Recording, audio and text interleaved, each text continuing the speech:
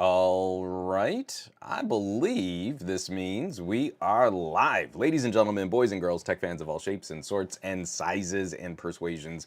Welcome to another episode of the Monday Morning Tech Chat Show on the SGGQA podcast channel. I'm Juan Carlos Bagnell, aka Some Gadget Guy, the SGG of this terribly named podcast series, which has now reached episode 300.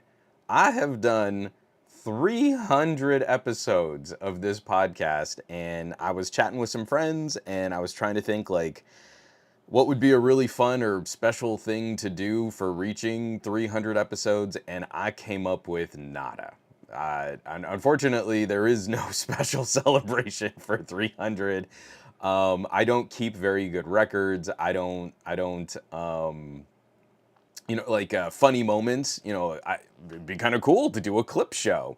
I am not that well prepared, and going through episodes to try and remember where something funny happened or where a rant, just sort of spiraled out of control. None of it. Couldn't come up with any of it. So we're gonna treat episode 300 like a regular, you know, just a main topic conversation, but I do want to thank everybody who has been sticking around. See lots of familiar faces, especially here on the main chat, from Bionic and Bionic Scoop, Reaper Black, Farhan, Jaja 5555. 300 episodes equals $1 billion fine. It's one of our topics today. Thankfully, I'm not having to field $1 billion fine because that would be bad. Gary the Fireman, we all go bowling. Bowling would be, you know what? Like we could just all do like a meetup. We could like hit one of those like really shishi bowling alleys like off Hollywood. We could do that. Flowtech Wolf, Chris Lopez, Boang Bite, Barry Johnson. Barry Johnson's in the chat. Everyone say hey Barry. We got Soar Hunter, Snorkel. I'm missing people. I said J-Man, Boing by, I said Ron Guido, Farhan, I'm Coppa Cash, and Dave Burns also popped in to say hey right at the top. This is Sparta. Well, thank you very much, ER1980. I appreciate that. Bionic Scoop bowling. Oh no. I don't know. Bionic Scoop, do we share like bowling injuries? Are we bowling injury pals? Vazikos is saying hello, hello. So everybody, I hope you had a lovely weekend. We spent as much of the weekend outdoors as we could. We went on several really getting to some more technical hikes up in the horse trails and some of the hiking trails around our neighborhood. Finally, kind of branching out a little bit more and seeing more of what our neighborhood has to offer. We've been here for almost 2 years. And then also a lot of time down by the pool. I just needed some sun and to unplug. I was like, I've got to write the script and I've got to do this and I've got to prep for this. And like, you know what? I kind of need to not. And so I didn't. But I think that's also why episode 300 here is going to be a regular episode and not a special episode. But I am trying to think of some other special things to do for the podcast. I am talking to some sponsors about trying to incorporate some additional content on the podcast. And then also, I'm thinking about starting a series of kind of one-off episodes, more pre-recorded, more polished production. I have to be really careful because like you think like, oh, you're going to do an audio podcast and that's going to be easier to do than doing these like mega long videos that you do, except for the fact that it's just as much work to do a really, really, really well mixed podcast. So yeah, pretty good. So let's see.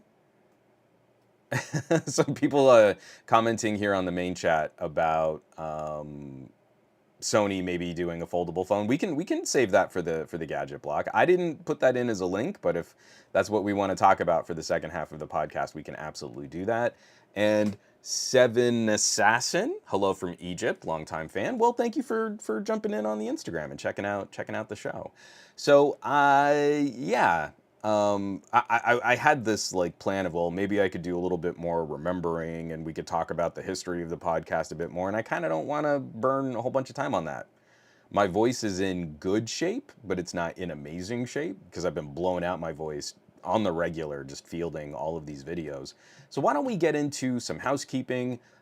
We can knock out the news block, and then maybe for the end of the podcast, if we've got some time and my pipes are holding out here, we can we can chat about just some broader or derail it. I mean, next week is a pajama podcast, so next week is going to be whatever we want to talk about anyway. But this week, if we want to run through the history or the memories a bit more, we can. Oh, Random Hobby, I really appreciate that. Random Hobby says, I don't remember at which point I started to listen to the show, but it's been a great conversation since day one. Well, I'm glad you enjoyed it. Gary the Fireman is saying, housekeeping 14 minutes, bring him back. We used to do the old, how long is it going to take for one to get through? So it is now 9:06 in the AM. J-Man150, real quick, with our gifting a tier 1 sub to Jack's Ghost. Thank you very much, J-Man150. I really appreciate that. All right. But Wang Bite is calling out Gary. That's hilarious. All right, here, let me get into a screen share. I think I pulled up. Yeah, here we go. So 2 major videos went up this last week, and I just kind of want to spend a little time on these. So the week previous has been all Xperia 1 Mark V. Sadly, my Xperia 1 Mark V has already been sent back to Sony. I very much appreciate that Sony has kind of chosen a few content creators to get early looks. But that means guys like me and TK Bay, we're playing with prototypes. I mean, it's really cool. I mean, they even have like the Mule Black Label stickers on the phone so that you're not showing off what it is, but anyone who would care about phones would immediately know that that's a Sony. I always think things like that are funny. I did there was a DP review video where they were using some, I think it was a prototype Olympus, and they're walking around and it's got like these things that are just kind of covering the logos and stuff. And they're like, oh man, I hope no one notices that we're using these. And you're like, anyone who would know about cameras would know what that is. Like anyone who knows about cell phones knows what I'm doing. That is a very small audience of people who would recognize all that. So we've been putting out a ton of videos. I have more videos that need to come out. I collected, I had to shoot ahead, but I've collected some good data for a thermal throttle video. You know, bringing out the laser thermometer and seeing how long phones can record video. And so that's going to be coming out soon. And then also I'm going to be doing another feature highlight on the Sony external monitor mode. But last week was a biggie because I took a full breakdown on the Xperia 1 Mark V camera apps. There are 3 different camera apps on Sony camera apps, not, you know, you install other software. So I did a full camera tour breaking down what each app is responsible for and sort of what the flow, there's a basics on what the workflow is like when you're shooting on a Sony. And that one was a biggie for me. Like I kind of feel this is one of those things where it hasn't changed significantly from the first Xperia 1 Mark I, but if you don't keep talking about the same basic features, then that conversation vanishes. So there's a part of this that's going to feel very similar to the kinds of videos that we were shooting for the Xperia 1 Mark II. But unfortunately, we have a YouTube algorithm that doesn't point people to that kind of content. You always have to go back and redo the same conversation. I don't know, I guess people feel comfortable when they get to see that. Or you find the new people that are finding that stuff too. From Kenneth on the Instagram, hey man, all the way from Malta. Hey, what's up, Malta? Love your videos. What do you think about the Pixel Fold? And should Oppo, Vivo, Xiaomi bring foldables to Europe and the West? We're gonna do Gadget Block in the second half. So Kenneth, if you can remember that question, bring it back. I have a lot of thoughts on foldables, and a lot of them are not that kind. Because I don't know that in a year where I'm really amped up about camera technologies, I'm not as lit up about folding mini tablets that turn into phones. We can absolutely chat about folding mini tablets that turn into phones. The other major video that went out this week was a little tablet showdown.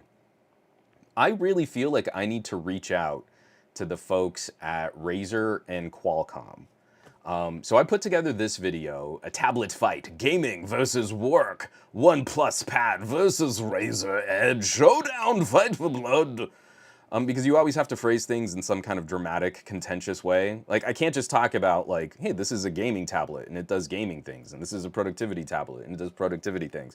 I have to frame it so that someone in the comments will be like, nuh-uh, bro, that tablet demolishes the other tablet, and, like, using BuzzFeed titles in their YouTube comment. That's the only way that you can host a reasonable conversation about this stuff. Immediately in this video, I'm like, we just need to talk about the philosophy of reviewing different tablets. And I know I've lost like 90% of my viewership the second I say philosophy. Excuse me. Boy, howdy, that was right in the mic. Sorry, RIP headphone users. So I wanted to showcase what some of the differences were between my experiences using the OnePlus Pad, which really has been a stellar piece of hardware. That's another one that I had to send back an early prototype unit back to OnePlus. But I'm seriously considering that might be the tablet I pick up. I want to get a little hands-on time with the Pixel Pad, but for the one example of an Android tablet that I'll likely keep in the Gadget Lab, I'm not convinced it's going to be a Pixel Pad. It might be the OnePlus Pad. But immediately juxtaposing that against something like the Razer Edge, yeah, I really feel we've lost this really wonderful exploration in gadget reviewing. And that's what the video is about, is everyone's so keyed up to declare the iPad the winner because it sells the most. And then maybe like a Galaxy Tab can be a good second place for someone who wants something a little different. And then anything else is just not worth it. It's not good enough. Who would want to play games on a really cute mini tablet with a great controller attachment and active cooling? Boy, that sounds terrible. Oh, but Android gaming sucks. Except for all the awesome games that you can play on a little mini Android tablet. And we kind of get stuck. We get stuck in that locked up. It's a really gross echo chamber. We don't really like get better things if we're kind of just only allowing for that minor nuance. All right. So I'm actually going to kind of cap. I mean, I had a few other things go out and some other articles, and I'm working on some stuff too. But we're going to kind of cap housekeeping here because we've got a lot of news. And we've got some kind of weird, meaty news that I want to spend a little time on here. So all of the links, all of the articles, even the housekeeping, everything is going to be available on this week's show notes. For this week's podcast, you can find everything that I put out on somegadgetguy.com, or you can get preview access to things and my camera deep dive videos on patreon.com/somegadgetguy. Okay, I just want to see real quick on the main chat. Pixel Pad, most play phones. Yeah, Farhan says I mostly play emulator on phones. And it's great to have something portable away from my Windows PC. I think the beauty of a gadget like the Steam Deck, and some of the exciting conversations that people are having with the ROG, the Asus ROG Ally, it's shaken up the idea of game portability. But there's no winner there. We can expand that conversation. And so if you've got a reasonably decent phone, you can connect a controller to it and you can play a lot of games through game streaming services or through emulators. There's so much that we can do. And I don't think we should lose sight of the variety just because we have one thing like the Steam Deck that does this gig really, really, really well. I love my Steam Deck. It has completely reinvigorated my relationship with PC gaming, single-handedly brought me back into playing games in a way that no monster desktop upgrade could have, no gaming laptop could have. It's the genius of the Nintendo Switch, right? It really does change your perception on price to performance to portability. Awesome. But because of that, I am so much more likely to enjoy the phone gaming experience or a gaming tablet experience like that Razer Edge. it shifted the entire perception, not just one brand, one product, one solution. It's opened the door for everything. And it's really exciting when I can sit my daughter down in front of a OnePlus pad and we can game Shredder's Revenge. Like, that is an amazing little co-op brawler. We just Bluetooth pair a couple controllers to it and we're ready to go. I mean, like, that kind of experience opens the door for everything. And so that's kind of where I feel we lose the fun and the joy of tech reviewing, is like, well, but it's not iPad.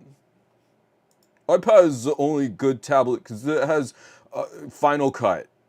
And you can run Final Cut in a subscription and pay for Final Cut on your iPad. Okay.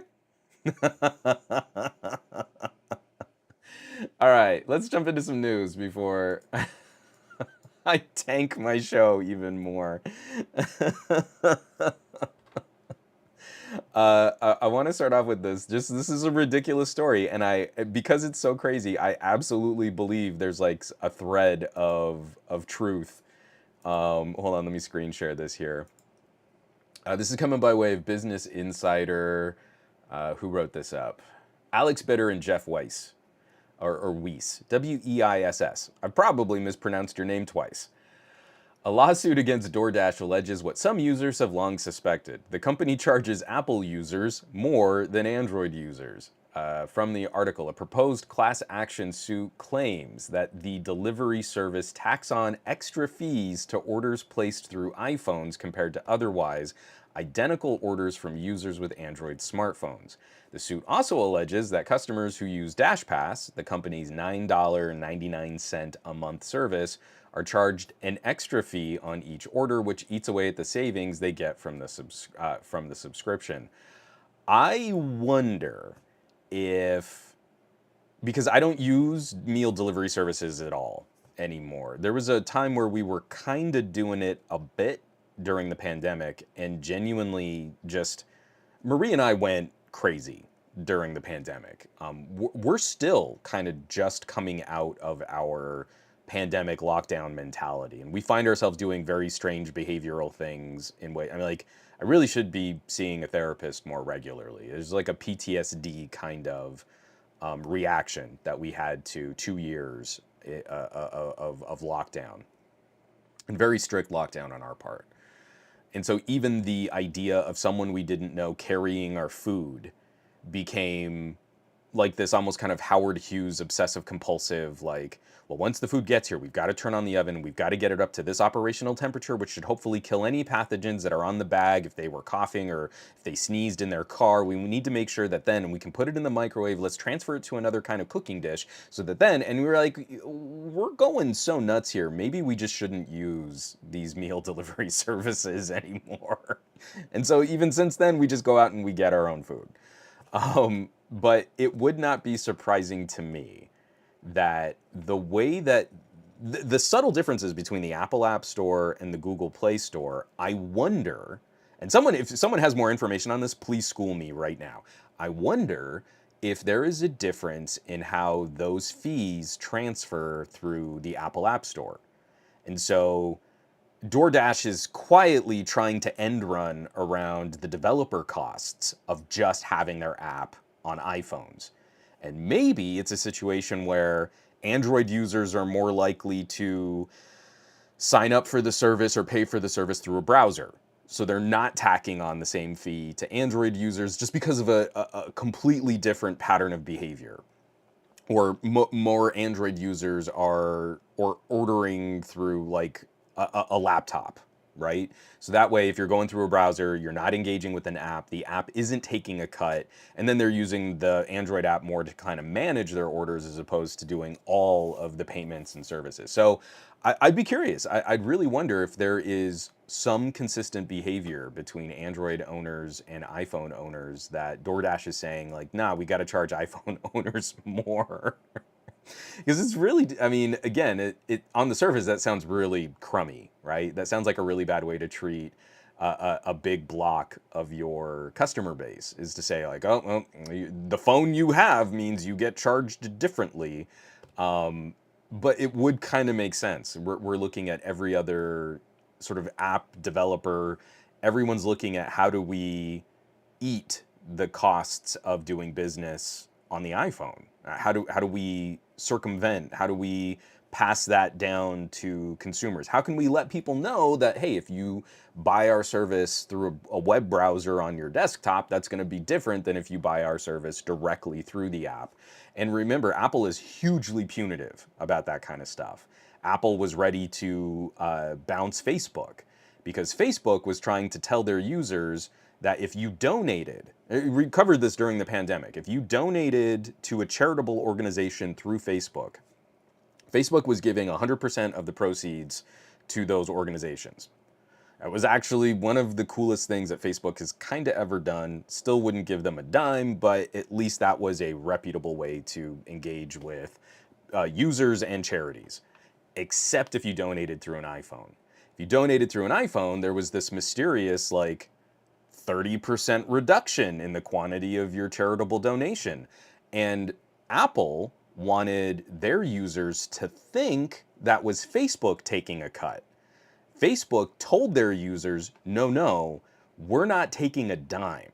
It's Apple that's taking this. And because of that disclosure, Apple was ready to fight Facebook to the point of trying to remove them from the App Store and also slowing down their ability to put out app updates. So Apple is gross and Facebook is gross. Win-win. So from Luther, it seems very shady from DoorDash. An app should be connecting your credit card company or bank directly instead of going through the OS. You see, but that can't be on DoorDash. Unfortunately, because of the way that Apple has structured their developer system, any money that goes through, you have to pay Apple the gatekeeper fee just to reach Apple users. I mean, there's no benefit. They don't host anything. They don't help you. They don't contribute anything except giving you access to people who use iPhones. And you're absolutely right. In fact, if we had a stronger regulatory agency that could go after anti-consumer and antitrust and monopolistic business practices, this wouldn't be a thing. We're fighting this out in the EU right now, trying to allow for alternative methods of monetization on mobile apps. And we're all pretending somehow that this isn't a ridiculous duopoly. But there's competition. No, people can compete. I mean, you can choose to have a smartphone or you can choose not to have a smartphone. There's competition for you. And this is all just dog whistling and smoke screening. It's the dumbest thing ever. Hold on, I've got a couple points here. Al Sabakli, food delivery is generally a great way to get an average lukewarm pizza delivered to your door for about twice the price you'd get one straight out of the oven at a restaurant. So we are just close enough to a Costco. We've been doing the Costco pizza quite a bit. That's kind of become our, hey, Friday night, we don't want to cook something. $10 gets us a ridiculously large pepperoni pizza. Let's do that. Can't do anything fancy. They don't even have options anymore. Like, you used to be able to get like cheese, pepperoni, and like an everything kind of pizza, like a combo. Can't even do that anymore. It's just cheese or pepperoni. And there have been times where like, man, I really want something other than pepperoni. So they'll cook like the pizza for us, and then I'll buy like some mushrooms and olives and sausage, and I'll throw that on there and kick it back into the oven. That's silly. You shouldn't really do that. It's probably not worth the time, money, and effort, but it was a $10 humongous pizza. So you do what you gotta. From Dave Burns, almost like we shouldn't monopolize and privatize critical infrastructure. I like Dave is always able to kind of cut right to the quick. Yes, because Dave actually beat me to this comment. So my reaction, Dave actually got to the point faster. Apple is also in need of antitrust correction. They're becoming a bank now, and it's just getting dystopian at this point. They're going the GE route. And I feel like every major company that has gone that route of trying to become the bank hasn't really been good for consumers. Apple, unfortunately, can put economic pressures on these systems in ways that other corporations can't. And man, that gets gross. That's really not good for people. So, yeah. Oh, and Dave Burns, Costco pizza is amazing for what it is. I love Costco. Because it's not the bestest pizza, but it is such a good bready fast food pizza. right? You know, like if I'm gonna have to pick between like a Papa John's or like a Costco, man, Costco all day, every day, and at like half the price per circumference of pizza. It's pretty good. It's pretty good times. All right.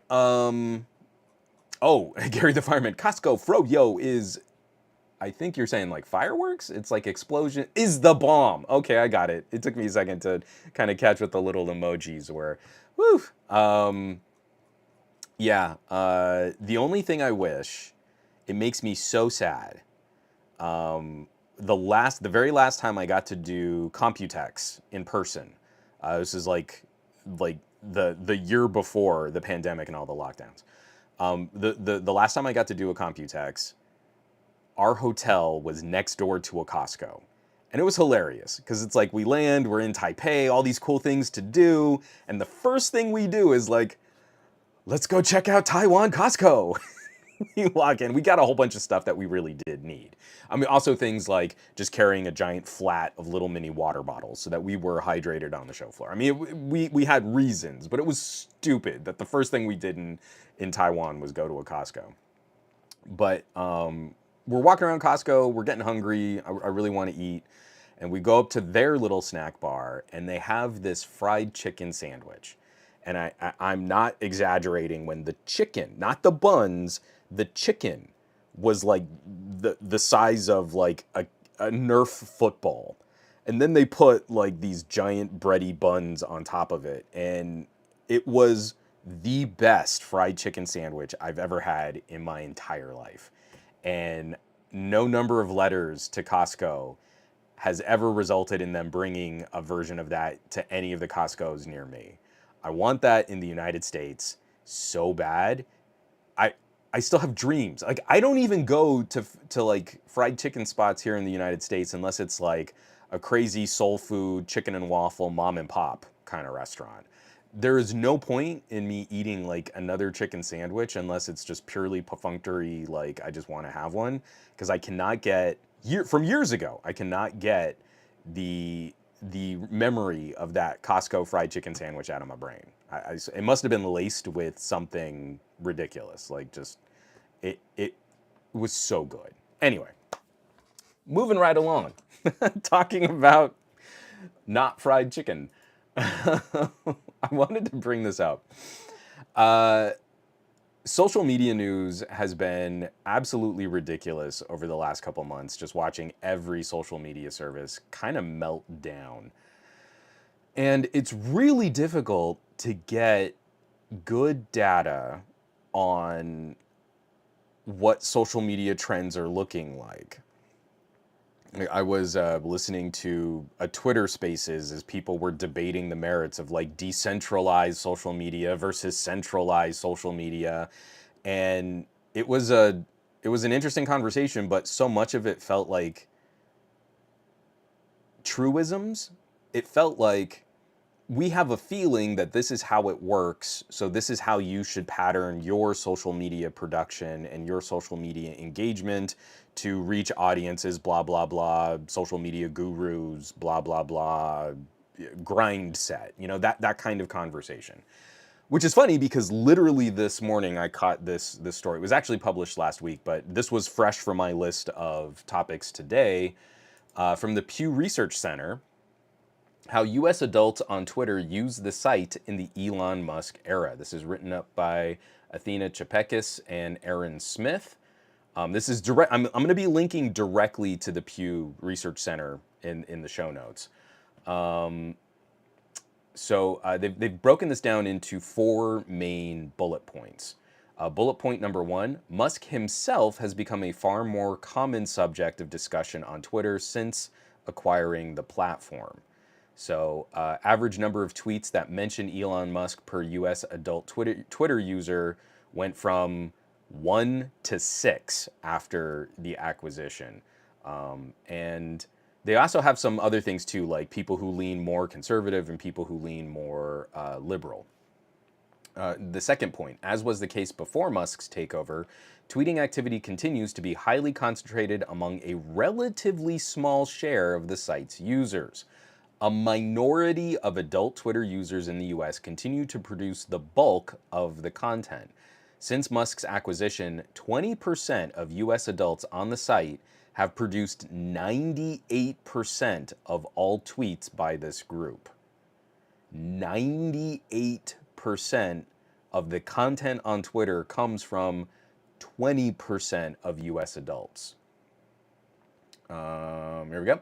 Majority of highly active Twitter users continue to use the site following Musk's takeover, but are posting less frequently on average. Center's new analysis of actual behavior on the site finds that the most active users before Musk's acquisition, defined as the top 20% by tweet volume, have seen a noticeable posting decline in the months after.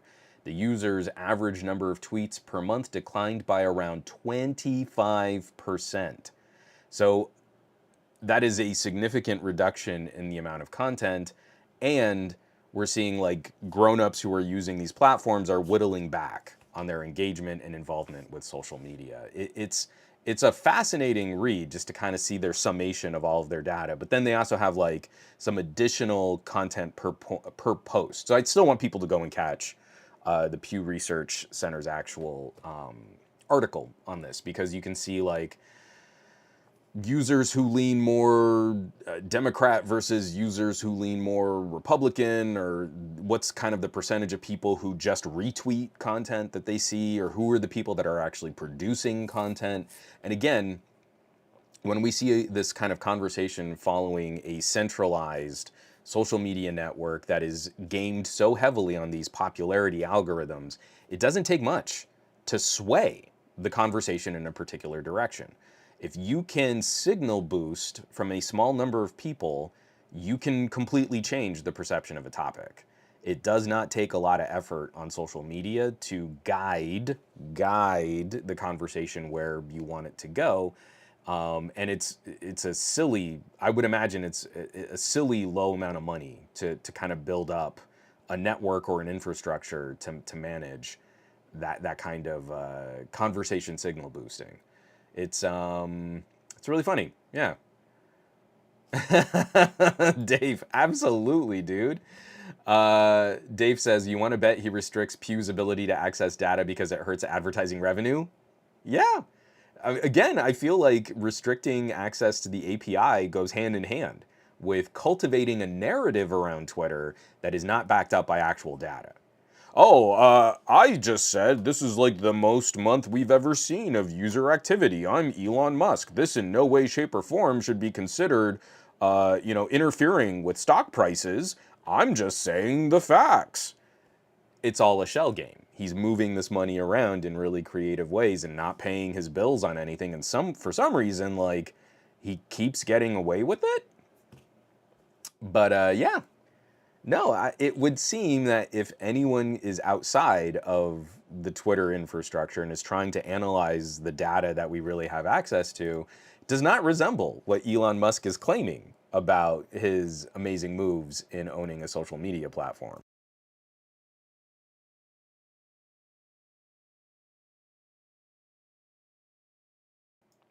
All right. Let's get through. I've got some great questions here. Reaper Black asked, we could talk about Oppo and OnePlus too. We kind of chatted a little bit about that on Best of Our Week also.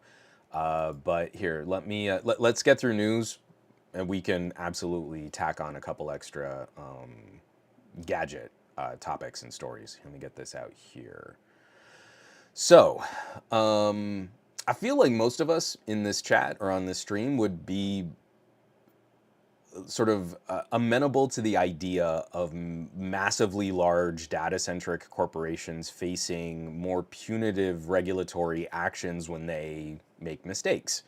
I don't think that's a very controversial position in this current age of massive data-centric corporations. So Meta's getting fined. I tried to have like a funnier like transition and lead up to this. Let's just jump right in. I've got this right here. So this is coming by way of Bloomberg. I think Dave shared this link specifically. I can't remember, but we caught this in the Discord, the official Some Gadget Guy Discord. Hold on one second. All right. Meta fined record 1.2 billion euro in the EU over US data transfers. Excuse me. Decision follows long-running saga over US protection of data. So I don't have the full article unlocked, but just from the blurb, Facebook owner Meta Platforms Incorporated was hit by a record 1.2 billion euro, approximately 1.3 billion dollar fine. The EU privacy fine, and given a deadline to stop shipping users' data to the US after regulators said it failed to protect personal information from the American security services. The social network giant's continued data transfers to the US didn't address, quote, the risks to the fundamental rights and freedoms of people whose data was being transferred across the Atlantic, the Irish Data Protection Commission said on Monday. So, this is like hand in hand with all of these stories that we see, like especially, we covered this a while back. There was the study about, do Chinese phones really send all of your data to China? And the answer is complicated. When a phone or when a computer or when a tablet or when some kind of social media service operates in a region, it has to follow those regions' laws. The EU has some of the strictest data protection laws currently, or regulations currently in operation. Facebook is not living up to those regulatory standards. And so now we're going to see the court case play out. I bet you Facebook tries to appeal this or say like, oh, but no, we didn't know that this was a bad thing or something, reasons. And that's not really important, but they have enough money and a team of lawyers that they can drag this out. I really need to start seeing more of these kinds of fines hitting companies like Facebook. If we make it really undesirable to be hit with this kind of regulatory correction, it will make it less likely for these companies to keep conducting the same kind of business. But that also goes hand in hand with every other conversation that we've had. If you have a phone that was built to be sold in the EU, it has to comply with EU regulations. Doesn't matter if it's a Samsung, doesn't matter if it's an Apple, doesn't matter if it's a Xiaomi or a Vivo. They are built for that region. And something tells me a company like Vivo doesn't want to field $1 billion fine if their phones are found to be sending data back to Chinese servers. So this whole like, you know, ooh, but China phone bad. That's not how all of this works. And again, I don't know about y'all, but it would be pretty nice if Facebook actually got tagged on this, and then we investigated the operational patterns of like iCloud data. Because Apple is technically an Irish company, but if they're found to be running afoul of this kind of data storage, they need the same kind of regulatory action. And Google, how is Google analyzing the data of EU citizens? I feel like that's worthy of an investigation and a conversation. All of this needs to go hand in hand so that these companies are sort of dissuaded from doing the same kind of thing, the same kind of data scheme with how we store and use consumer data. Yeah, Aditya, legit impressed by the EU and their authorities sticking up for their citizens, or standing up for their citizens. It's baby steps. I feel like even in the EU, we're years behind on trying to course correct for this type of business strategy. I mean, it's going to be such an ugly fight as we now go through language learning models and AI. How are we supposed to properly accredit the work that goes into creating content that can then just be scraped by a company's bot? All of that is going to be a huge mess, but something like this at least gives me some little glimmer of hope that we can start having some of these bigger conversations. Like when a company really missteps and it causes billions of dollars of harm in the market, and then regulators are like, we found them guilty of this bad thing, and we fined them $5 million. Apple has been slowing down your phones because they throttle your battery performance because they put in inadequately sized batteries to last 2 years of smartphone life. And we're going to fine them $50 million on a business practice that probably profited them hundreds of billions of dollars over numerous years. Samsung has been price fixing components and ripping off IP of other manufacturers and bribing elected officials and doing really horrific scaremongering and buying local police in India and going after like human rights investigations. Samsung has done all these bad things and we're gonna fine them $20 million. Like what are we doing? Why even pretend? It's like not even a fine. It's not even a tax on Samsung's like quarterly financials, let alone a corrective action on decades of abuse in the consumer space.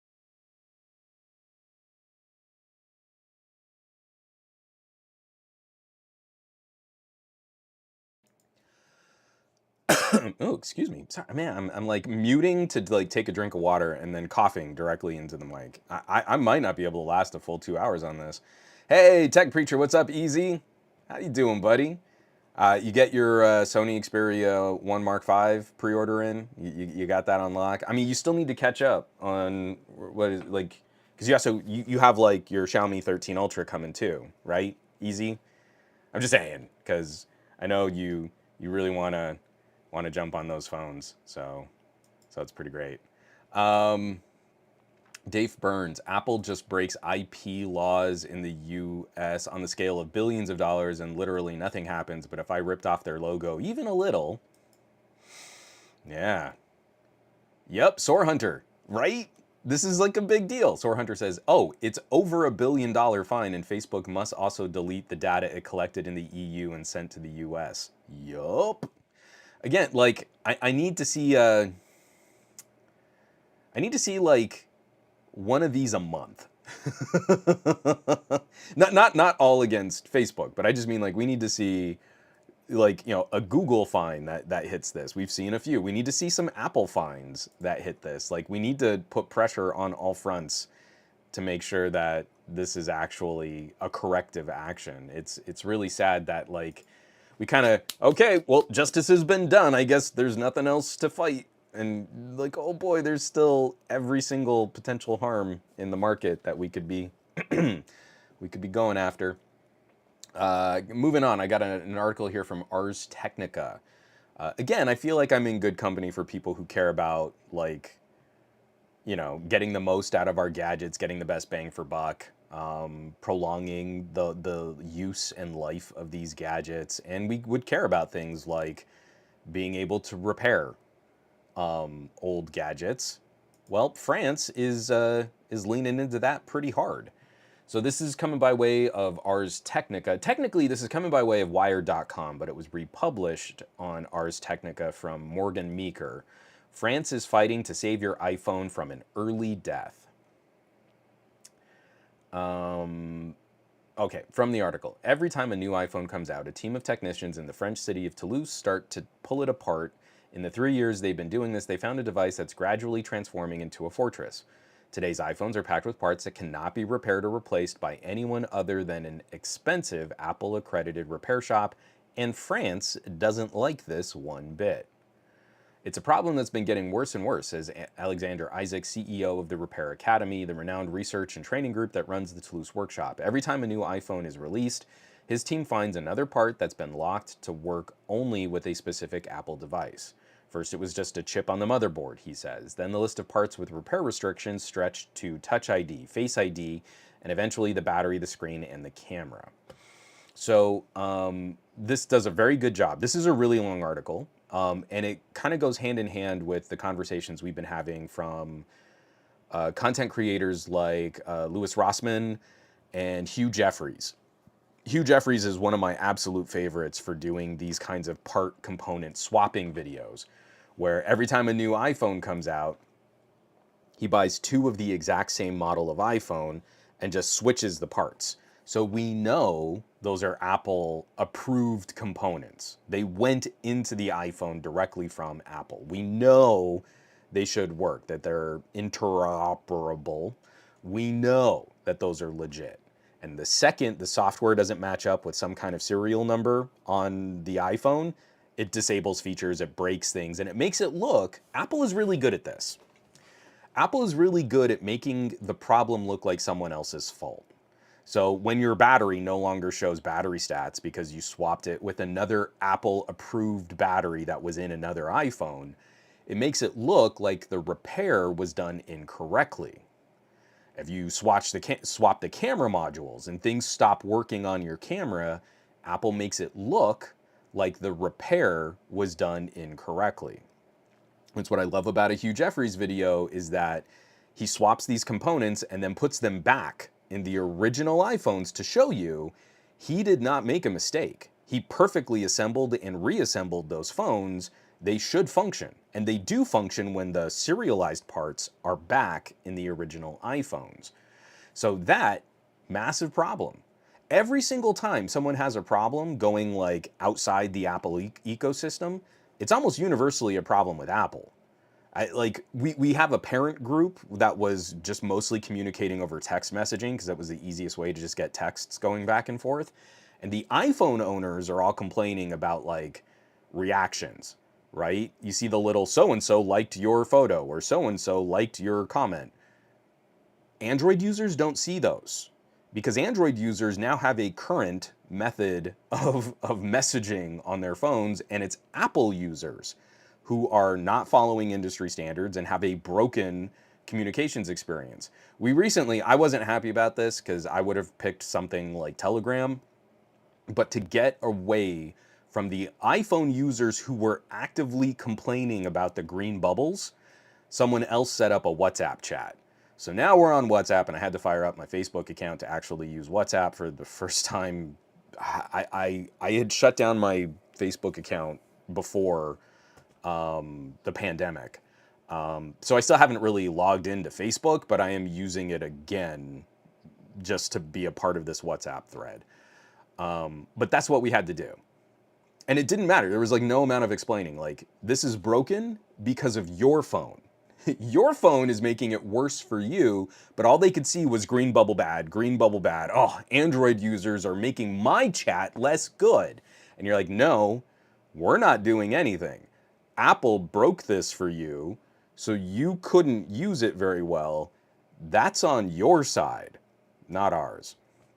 But going into this, I would highly recommend giving this a good read because, again, in the EU, they have been much more active and much more proactive about fighting for these kinds of right to repair style initiatives.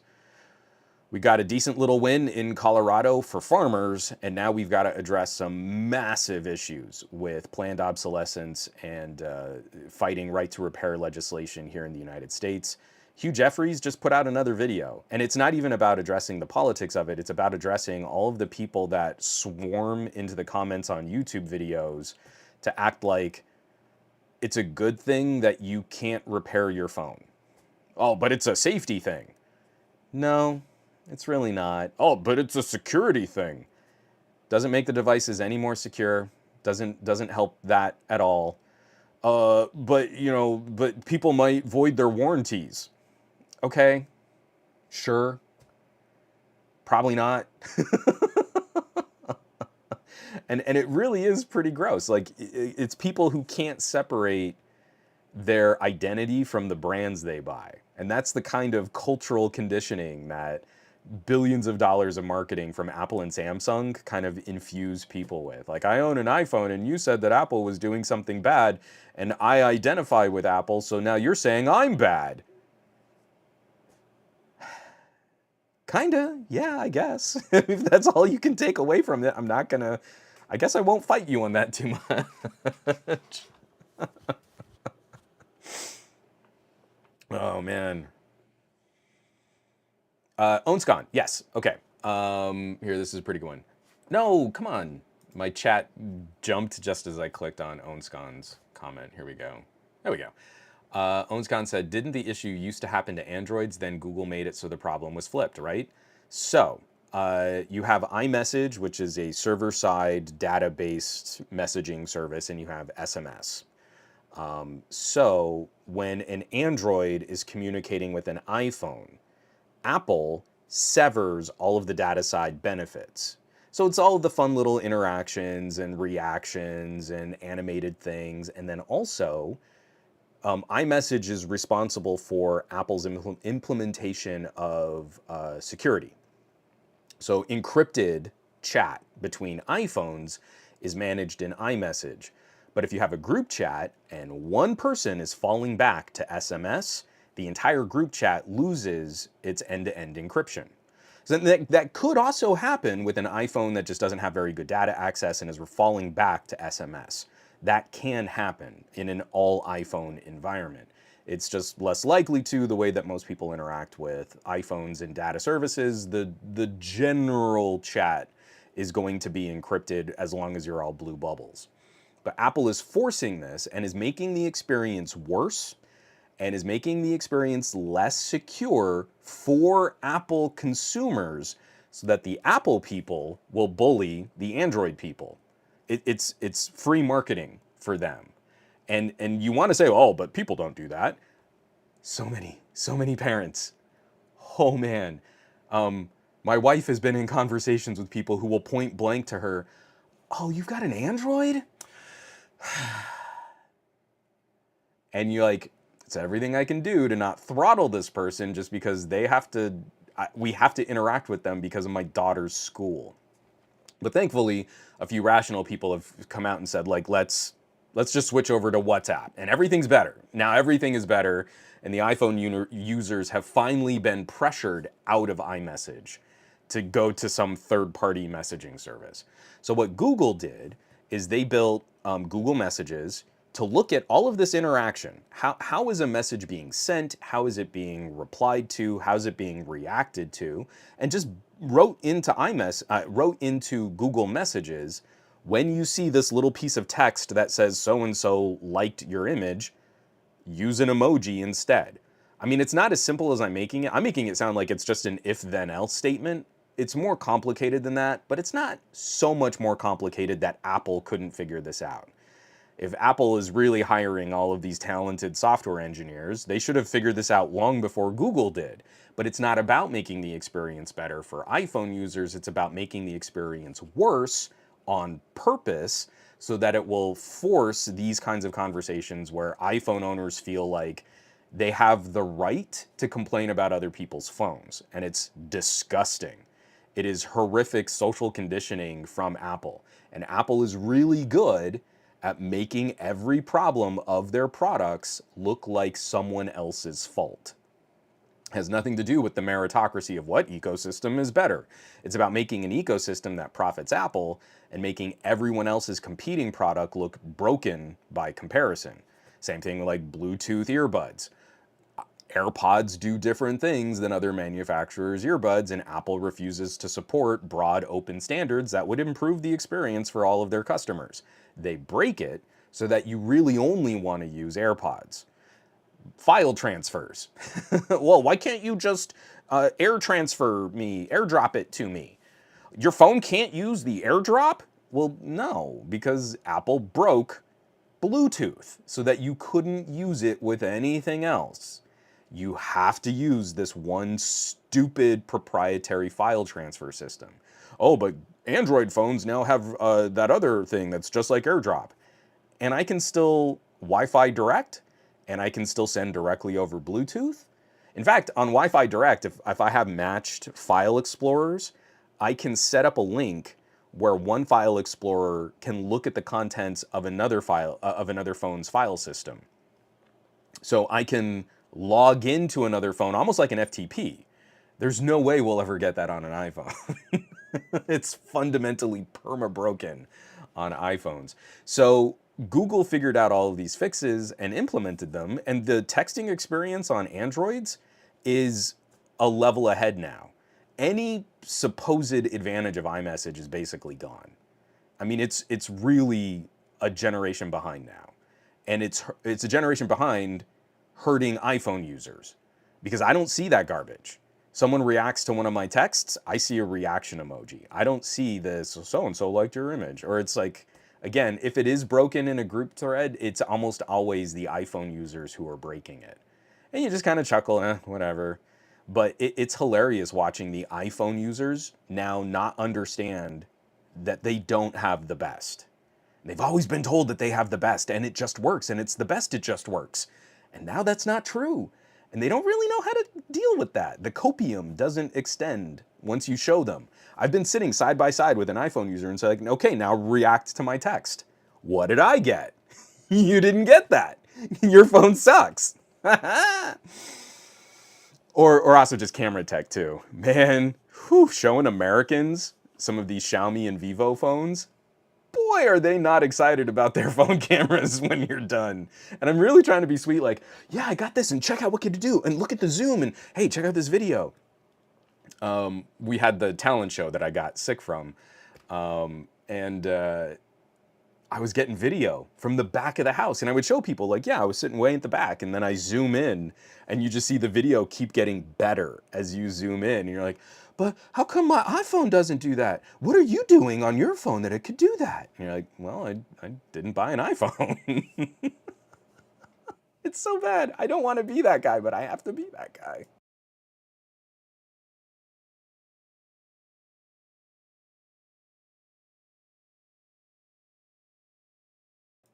I'm way behind on the chat here.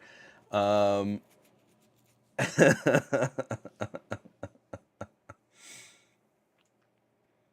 Oh yeah, Coppa Cash. When Tim Cook says just buy them an iPhone, it's done on purpose, and it's all bullying. I mean, it is. It's a corporate kind of bullying. They want their users to put pressure on other consumers, and that's the only reason iMessage exists.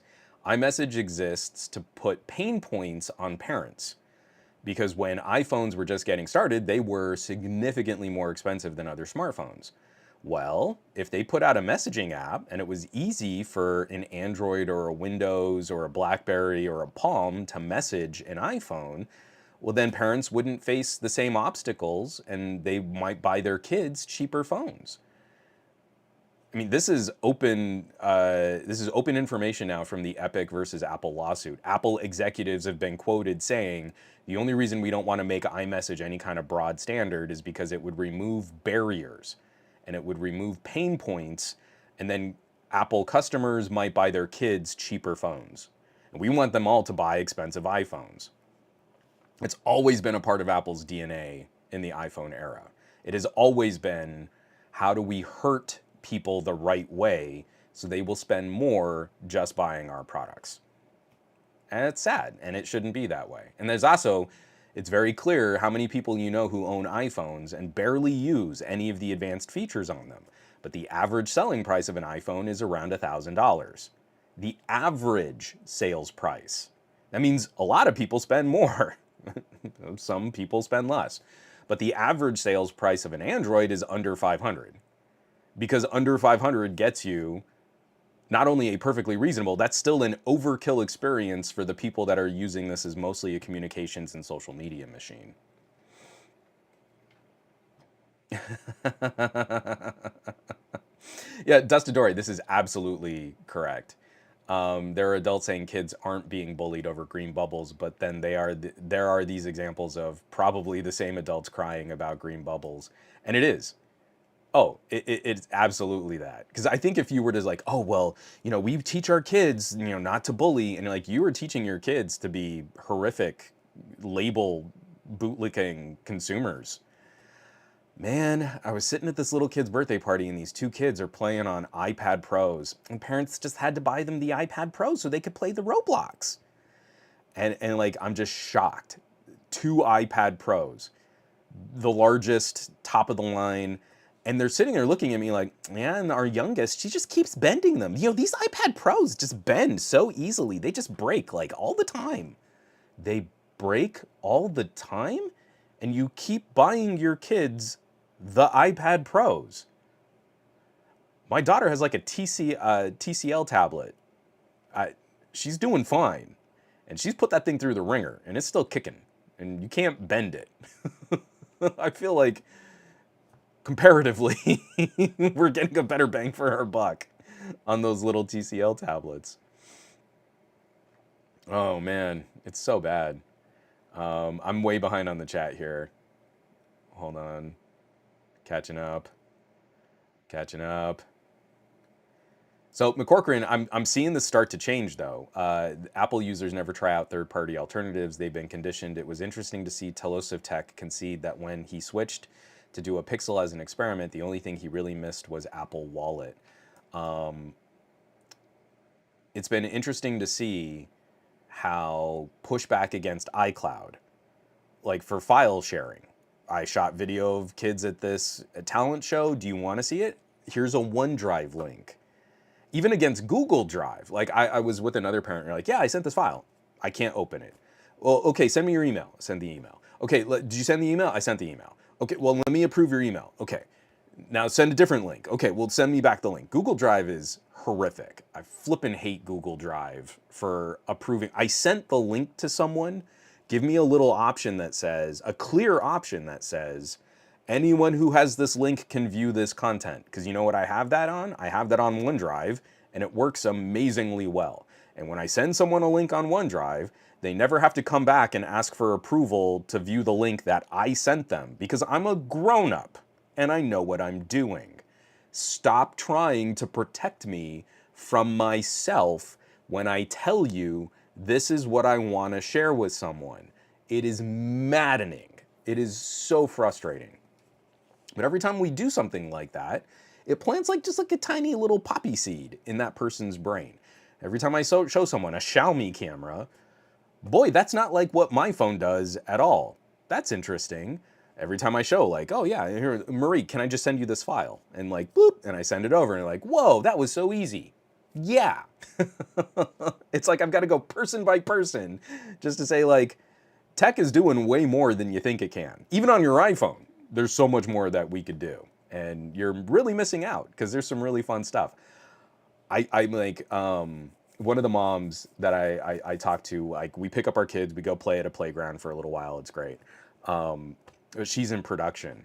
And I'm shooting some video of Lex, and she's like jumping and grabbing for these monkey bars. And I'm shooting it 4K 120 on a Sony Xperia. And she's just kind of peeking over my shoulder like, wow, that looks really cool. And then she sees me do a time stretch in LumaFusion. And it turns out she works in production. And like, you see, like her eyes just went like 3 sizes bigger. Like she looked like anime, you know, like boom. What did you just do? And you're like, now I get to preach the gospel of LumaFusion because it's so good. I also had to explain that it was partly a Sony thing, but a Sony thing that LumaFusion anyone can edit with, but I can shoot 4K at 120 frames per second and time stretch it as soon as the clip is done in a really controlled video editing app and trim the head and tail and stretch this out, and it looks amazing. And you're like, I might actually be working on selling another Sony phone to one of the moms in our group. It's hilarious. Oh, McCorcoran. So Telos of Tech said he didn't miss AirDrop at all because third-party alternatives were just perfectly sufficient. It's not even that it's perfectly sufficient. It makes me mad that AirDrop took over this file transfer conversation. So now Nearby Share on an Android works similarly. But you know what we lost? We lost Android Beam. So what would be really cool is if we didn't make this just to copy iPhones. If I have 2 Android devices, I should be able to do the Nearby Share thing. Okay, that's lame, and it takes a long time. You're like, I'm broadcasting a file, who wants to get it? And then I see a bunch of options pop up on my screen, and I click one of them, and then I wait for the other person to reply, and they click thing, and then the file sends. So convenient. AirDrop is so flippin' stupid. The only reason it exists the way that it does is to prevent you from doing an easier file transfer that Apple can't control. Oh no, what if someone sends you an MP3? You still can't receive music files, right? That's dumb. But what we used to have was a little NFC trigger.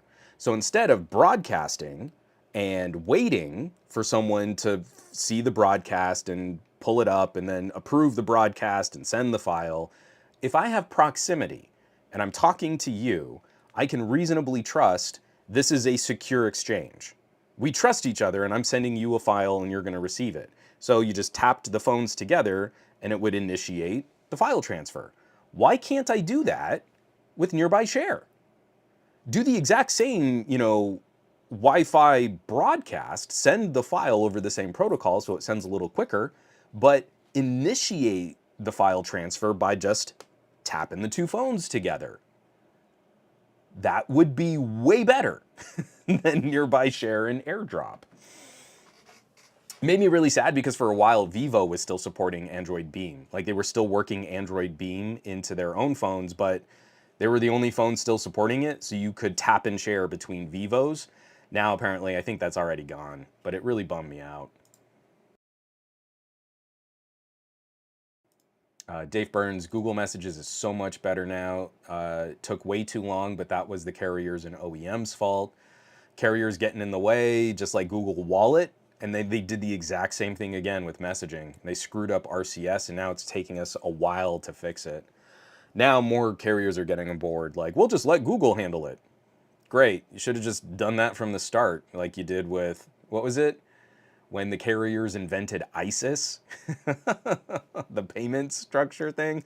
They're like, oh no, a major terrorist organization is also using the name ISIS. Oh darn.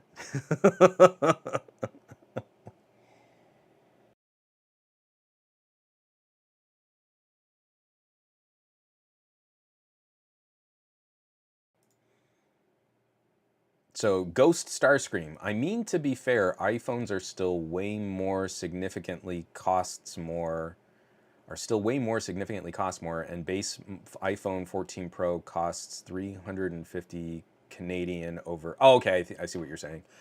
Well, yeah, but that's part of the problem. I mean, that's where I feel we should, as techies, we should feel like we failed. We failed the market that the average selling price of an iPhone is close to $1,000. That's bad. Because you're not getting, pick up an iPhone 14. You're not getting a $900 experience. Not when you compare it to every other smartphone competitor on the market. Pick up an iPhone 14 and pick up a OnePlus 11. There's a $200 price difference if you match screen size and storage capacities, blah, blah, blah, blah, blah, blah. I still feel like the OnePlus 11 is a premium purchase. That is an expensive phone. And an iPhone, which is not better, is like $200 more than that. We failed consumers. We've played into this conversation of popularity and branding and labels and all that stuff. And they're not getting a better experience for that money. Especially for all the people that are like, oh, like I take a couple little snapshot photos every month and I like to just keep up with my kids and surf some social media. And you're like, you're describing $200 worth of phone use. If you had an option to buy a Poco here and you flipped your Poco every year, you would still be coming in cheaper than if you'd bought an iPhone 14 and kept it for 5 years. I mean, like, it's getting really painful out there. But when you've crafted an ecosystem that locks people in, they never look at what the competition is doing, and they think all of the problems they have are coming from the competition, then you can keep ratcheting it up the price. You can keep charging them more because you've got sort of you've got consumer lock-in. You've got an ecosystem. So it's pretty bad. It's really bad. We should be really upset about that. People are being economically harmed by that business practice.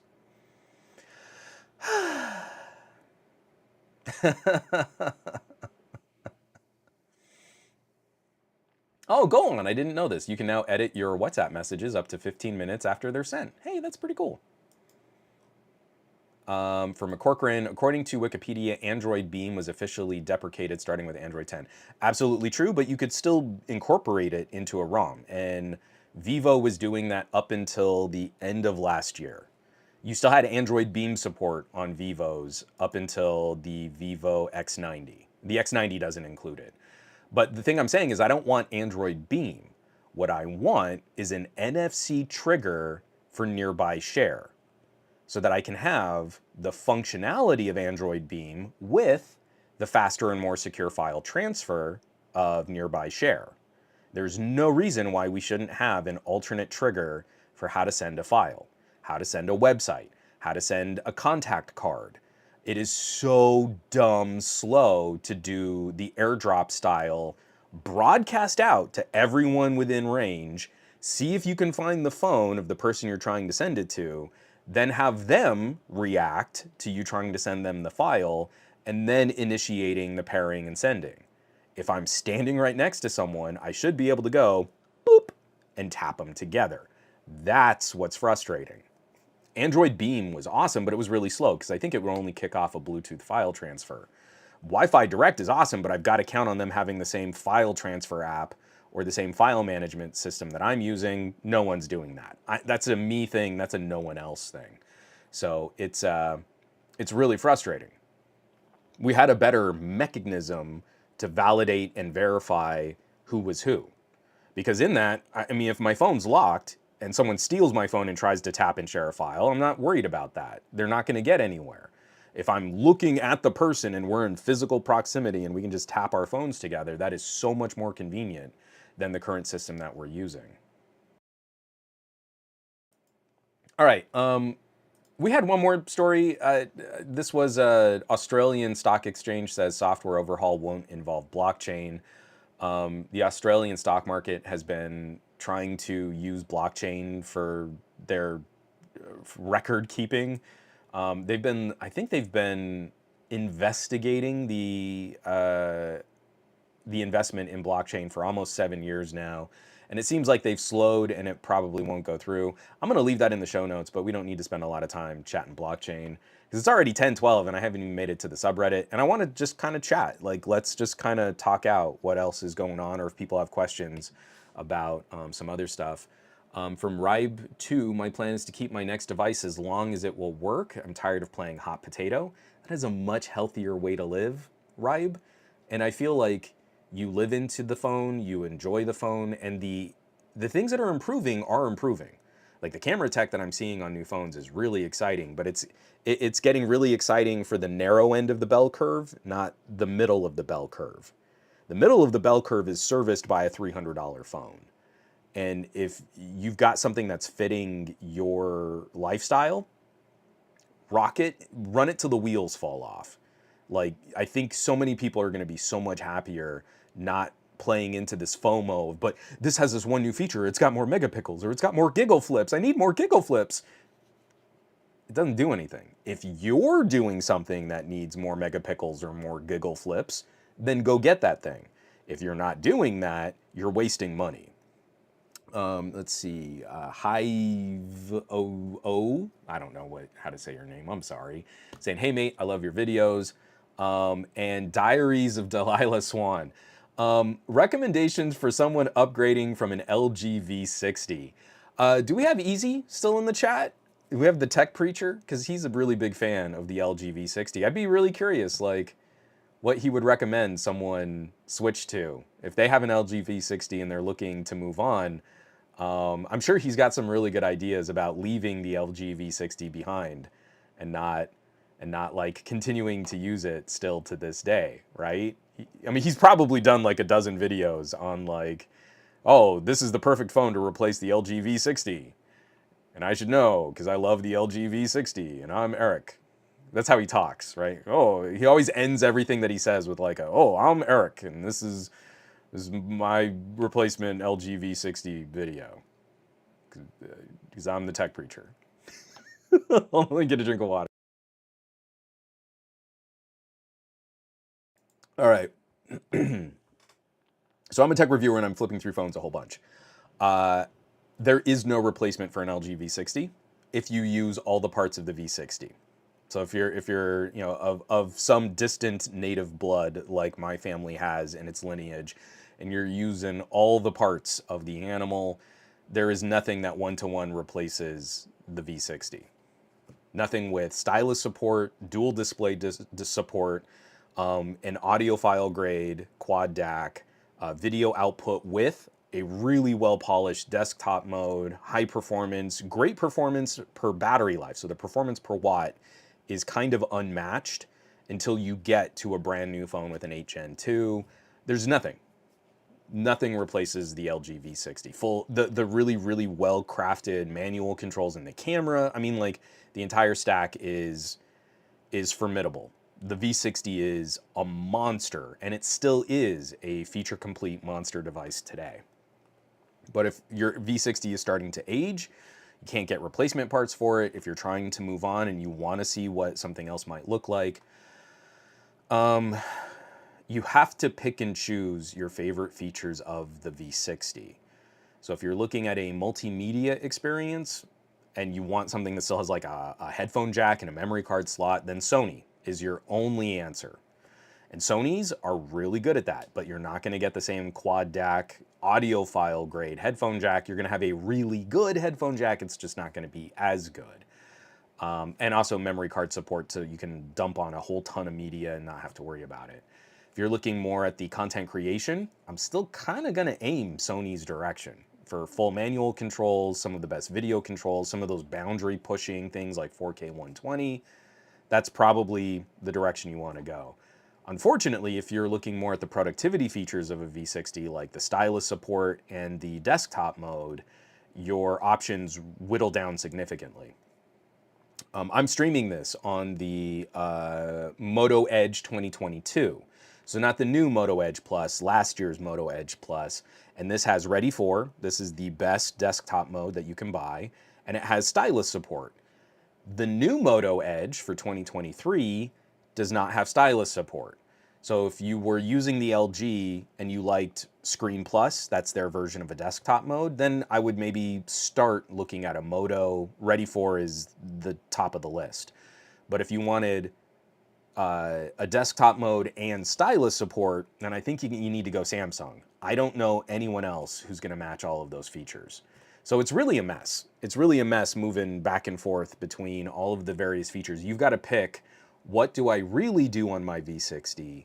And then you can find a solution, but you know it's going to come with a whole bunch of omissions. Like, you're going to lose memory card support, you're going to lose headphone jacks, you're going to lose video output in some cases, you're going to lose desktop modes, you're going to lose dual display if you used the dual display. All of that just gets really messy. Unfortunately, the V60 is a really unique device, and replacing it is not, it's very difficult to replace a V60.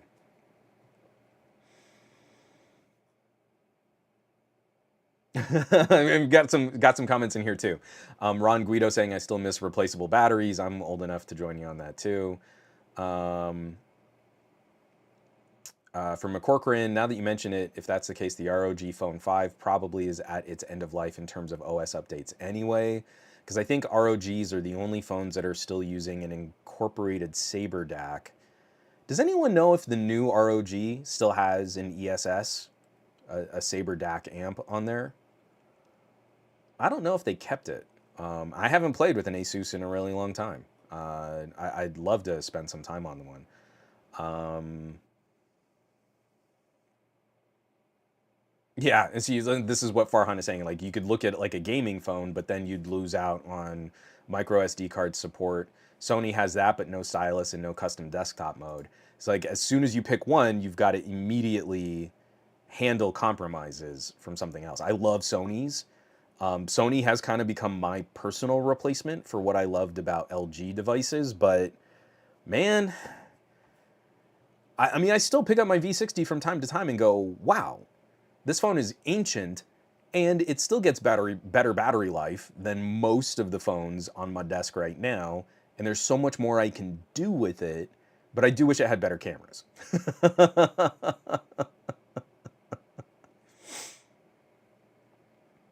Yeah, Farhan, even if you take the quad DAC out of the equation, there's still no perfect flagship after the V60. Gabaletta. So Juan, what you're saying is LG was not a master of none. Love it.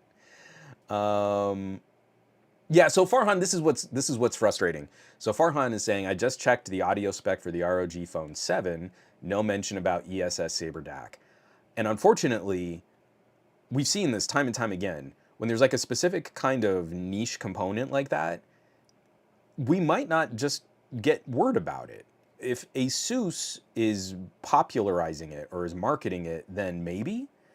But um, they might not mention it. It could still be a component in the phone, and they just haven't changed it from previous iterations of the phone, and they're just not marketing. That's what we never know until we really get a chance to plug in some headphones and look at a spec sheet and maybe look at a white paper and then measure. That's the great thing about headphone jacks is you could actually measure how good the audio quality was. I can't measure Bluetooth earbuds without an extremely expensive binaural microphone rig to see what those earbuds are really doing. I think like one of the dummy head units that have good mics to do that can run like $9,000. I'm not gonna buy that. I'm not gonna play that game. From Diaries of Delilah, personally, my favorite feature is the dual screen, and there's no one even attempting that. Unfortunately, I think your only transition is gonna be folding phones, which, I mean, we can talk about folding phones. I liked dual display better than I liked folding phones. I liked glass screens over having plastic displays. Let me get another drink of water here and we can, I feel pretty good just kind of like chatting this out here. This is kind of fun.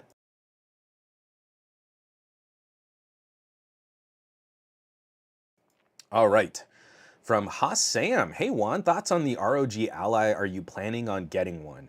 Um, I am very excited to see some name brand competition for my Steam Deck. This is as close as I think we've gotten to a product launching that I think could be a Steam Deck killer. It is not at present. Looking at the early coverage, it really needs a lot of work, especially a lot of software updates, driver packages. This is bleeding edge. Like, you're kind of beta testing a lot of your consumers who are picking it up right now. But excuse me, but that early experience of looking at other people talking about the ROG Ally, it is a product of potential. And that potential is ridiculously exciting. I really like where this could go, but I need to see ASUS iterate on it and improve on it in a way that's at least comparable to how well Valve has supported the Steam Deck. And I really need to see that ASUS is going to reach out to partners and to manufacturing to get the same breadth of accessories. Because one of the major things that I think is a plus for the Steam Deck is it's a reasonable price to performance to power. So it's good, but it's not amazing. What's good is that it's portable. You can get reasonable battery life out of it. You get reasonable performance out of it, and it does that job really, really well. There's plenty of room to improve upon it, but what makes a Steam Deck so exciting is there are an incredible number of replacement parts and accessories, and Valve opening the door by basically just giving away all of like the CAD design so that people could just immediately start designing stuff for it, exploded this enthusiast sector of support. And I haven't seen ASUS do the same. And it makes me a little anxious to see how ASUS is going to play that kind of longer term interaction. If, you know, like if there, if in another year, if there's like an ASUS ROG Ally 2, we kind of missed what made the Steam Deck so interesting and such a compelling disruptor in the gaming laptop market. But the initial stuff is very promising. And so I hope that we'll see that kind of strategy expand. I want to see ASUS really go after what makes the Steam Deck so disruptive and so exciting. Right now, they're going after what makes the Steam Deck a little deficient. So that's a good start. Because we can all say, yeah, I mean, like, I'd love to have something more powerful. Yes.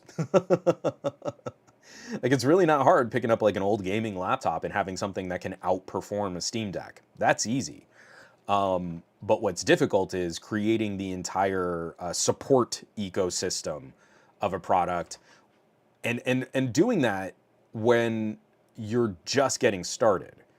Because like I want to say that I mean I know over 1 million Steam Decks have been sold so far, And that's representing, I think, just under 1% of the total gaming laptop market. But that's kind of a big deal. They had accessories and replacement parts and repair strategies. iFixit was going through that thing like crazy. Teardown videos. That entire conversation was fleshed out before the Steam Deck got close to 1 million in sales. So I'm not going to pick one up soon. I'm not going to jump on that right away. I'm not having as much fun doing the tinkering on these products as I used to. And the Steam Deck was so delightfully polished for it being such a new product. And when I got my Steam Deck, there was definitely some stuff that it needed some updates, it needed some patching. Proton was in a very raw state. I mean, there was a lot that was like, but you know, I fire up Vampire Survivors. I fire up like Neurovoider. I mean, like I'm playing all of these great indie and arcadey games, Dead Cells, and like it's just working. And I'm not particularly excited about Windows on a portable. I kind of like Steam OS, and I kind of hope that we see um, I hope that we see that continued evolution of like a streamlined interface. I think Microsoft is long overdue giving us a streamlined gaming interface for Windows. It's kind of silly that we don't have one. I don't need the collected bulk of a desktop grade operating system on a portable gaming console. I don't. And yeah, Epic doesn't run great. And it's really difficult to find what games are going to be compatible from my Epic library. Good old games, similarly. That is a mess, but I can do it on a Steam Deck. It's just not as clean as doing it on Windows, but then I never have to interact with a desktop OS. All of this is so much more streamlined on the Steam Deck. So I don't know. We'll see. I'm really hoping that Valve holds true to this idea that whatever comes next for the Steam Deck is more just polish. Instead of saying like, hey, we need to make the Steam Deck 10% more powerful, but then also it uses 15% more battery to do that, I don't care about that. I actually want to see the opposite. I want to see kind of a consistent tier of performance, but with increasing battery life, just like we've been asking for on our phones. I don't need 20% more CPU performance at the expense of 30% more battery life. That's not good for my phone. So yeah, it's going to be interesting. I feel like we're also going to be running headlong into those conversations where right now it makes sense because we can make these little chiplet CPUs. AMD has been doing great with console style compute parts. That's awesome. You can do some really cool stuff with that. But you see the performance per watt of an ARM SoC. You see what a Razer Edge can do with an SoC that's kind of 2 generations old. Even though it was sold now, it's kind of like you've got a 2-generation old SoC. And you fire up games that have been well optimized for ARM. And, it's pretty good what you can do. And if you could match the battery capacity of a Steam Deck, but with a little ARM chip, you'd probably double your battery life out in the field. Like, if I compare Alien Isolation at 30 frames per second on the Steam Deck versus my Razer Edge, they both drain kind of similarly. Like, I can get about the same total gameplay time, but my Steam Deck's battery is like twice the capacity of my Razer Edge. So my Razer Edge is able to deliver the same runtime with half the battery capacity. So if more developers were properly optimizing for ARM and we got good graphics drivers for these little Qualcomm GPUs, we would be in much better shape. ARM would already be decimating this little portable x86 gaming market, but it takes a Herculean amount of effort to get developers to start supporting that kind of stuff.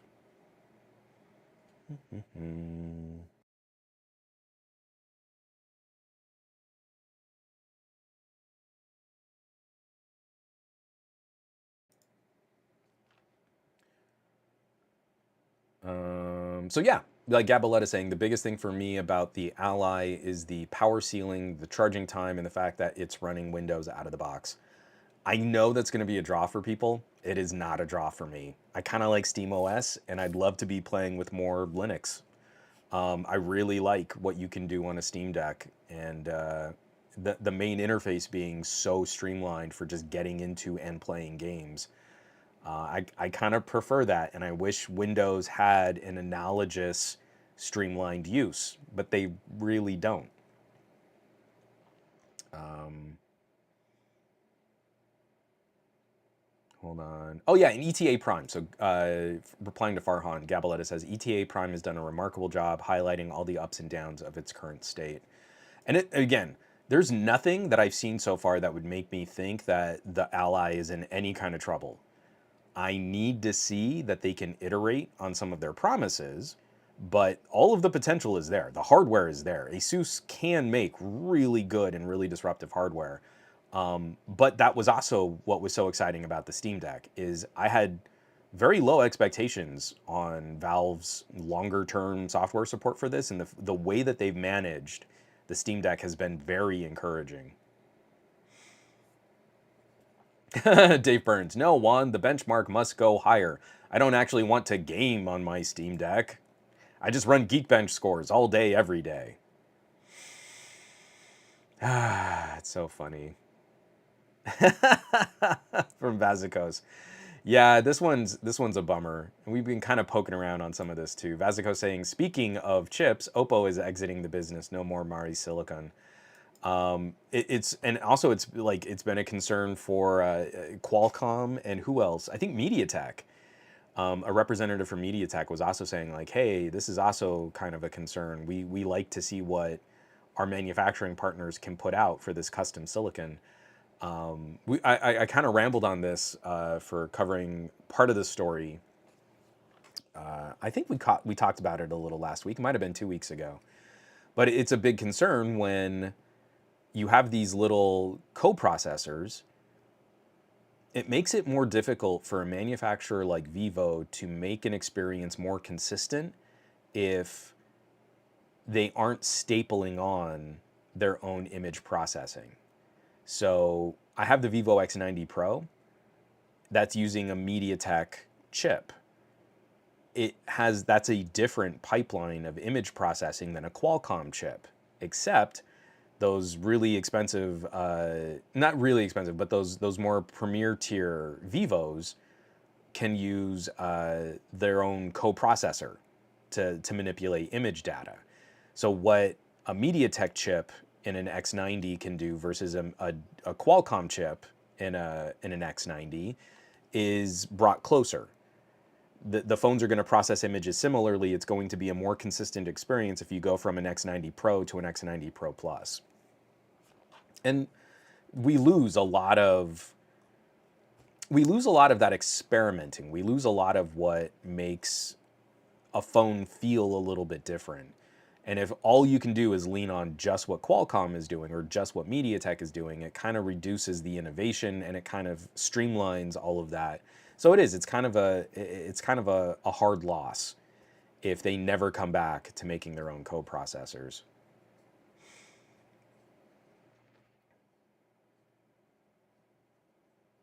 Yeah, J-Man, it was a very quick in and out. They kind of moved in and moved out pretty quick.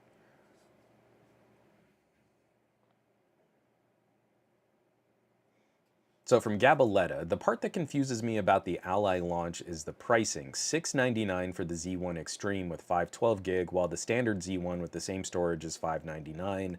The processing power between the two are huge. I don't really feel like that's too big a difference. It really just depends on how much they're getting charged by AMD for that Extreme chip.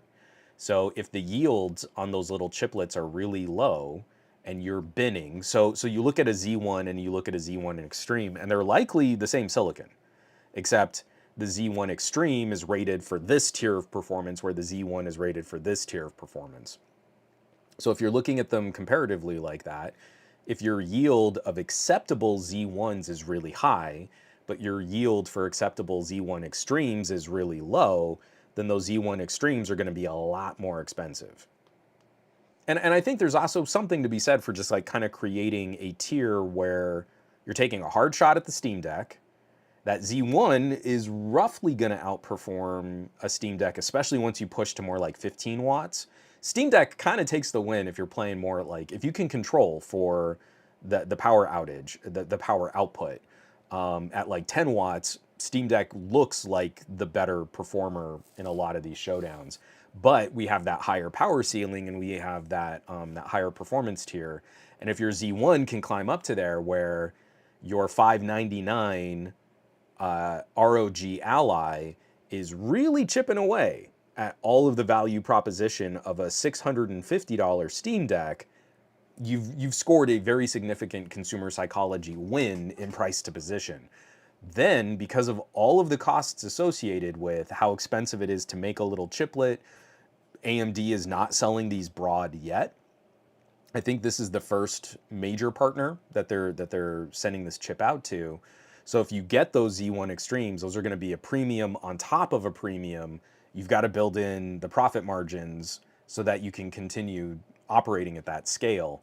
It makes sense to me that even if the performance differences don't normally equate to a $100 price difference, that's probably why we're seeing that.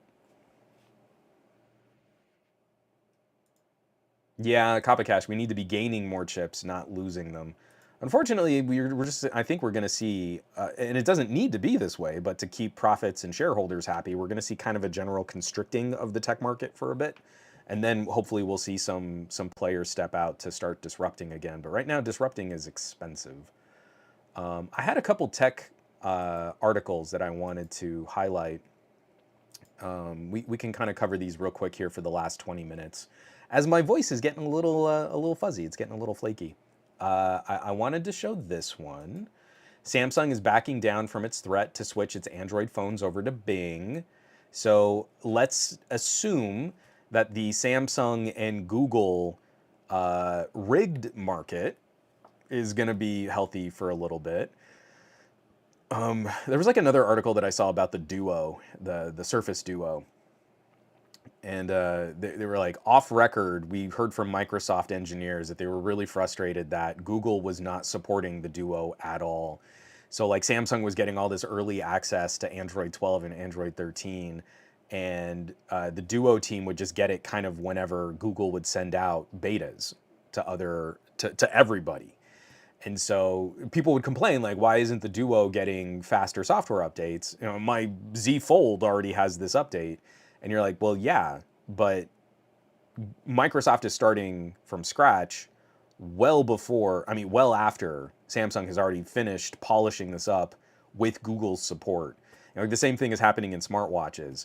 Samsung watches and Pixel watches using Samsung components are well ahead on software updates. The two companies most responsible for keeping Wear OS alive, Fossil and Mobvoi, they're not getting that support. They're not getting that attention. So yeah, I think it's going to be, as we were saying, watching tech kind of constrict on itself. We're seeing that sort of Samsung-Google relationship get even just a little bit deeper.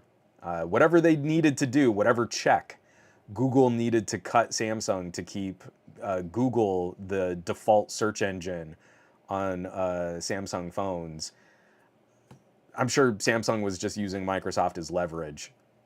Hey, remember we used to pre-install Microsoft services on Galaxy phones. It sure would be a shame if we switched over to Bing. And then Google pulls out the checkbook and writes them an even bigger check. And then they make more money. See, isn't tech great? Doesn't matter how much Google gives to Samsung and how much Google positions Samsung as the winner. Samsung can still extort more money out of Google. The system works. It just works. It doesn't do much more than that. I also did want to show this off too. There's a rumor about the Pixel 8 that it might include a thermometer. Is anyone interested in using a thermometer on a phone? This is from like a leaked Pixel video. It's like a little sensor under the camera flash. They hold it up to a woman's head. Oh, she has to take off her glasses. And she exposes her forehead. and saying like aim for the temple. Oh, and then position it a certain distance from your face, and then move it like right up against your nose, and then it takes a temperature scan. So, is this something? I don't. I just don't even know anymore. We had like a really fancy thermometer when Lex was a baby, and you would it had an optical sensor, and you just kind of run it across her forehead, go from forehead to temple, in kind of the same way that they're demonstrating on this Pixel here. Do I need it in a phone? Is anyone looking at this going like, hey, you know what this feels like is a feature that was proposed at the very beginning of the pandemic. What if we had phones out there that could do temperature scans, and then just built into these phones, you would have this kind of peace of mind. Is someone coming over to visit? They might be running a fever, you don't know. They could be sick, and you can scan them with your phone. But it takes so long to implement a feature like that that we're now through most of the pandemic lockdown conversations. So now is this a thing that helps? I feel like this is a feature that is a year out of its main talking point. It's a year out of its usefulness in the way that consumers would have gravitated towards this setting or this feature. Oh, TED Talks Tech. That would actually be pretty cool. Ted says, nice, you should do a thermometer for food next. I love, like, I've got a couple different kitchen thermometers. Like, something like that would be really cool. I'd be all about it. Or like, oh, I've got this thing and it plugs into the USB-C port and it's a little probe, and now I can make sure that my stew is cooked to the appropriate temperature. That'd be pretty sweet. I feel like this is probably the right answer. Gary the Fireman saying, why don't you just give me back my headphone jack?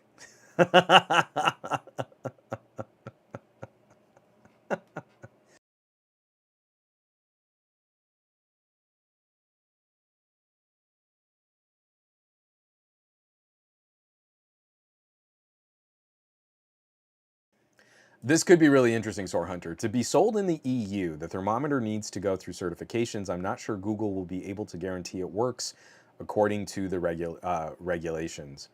Um, I I'll be really anxious to see, because again, it's kind of like their air gesture.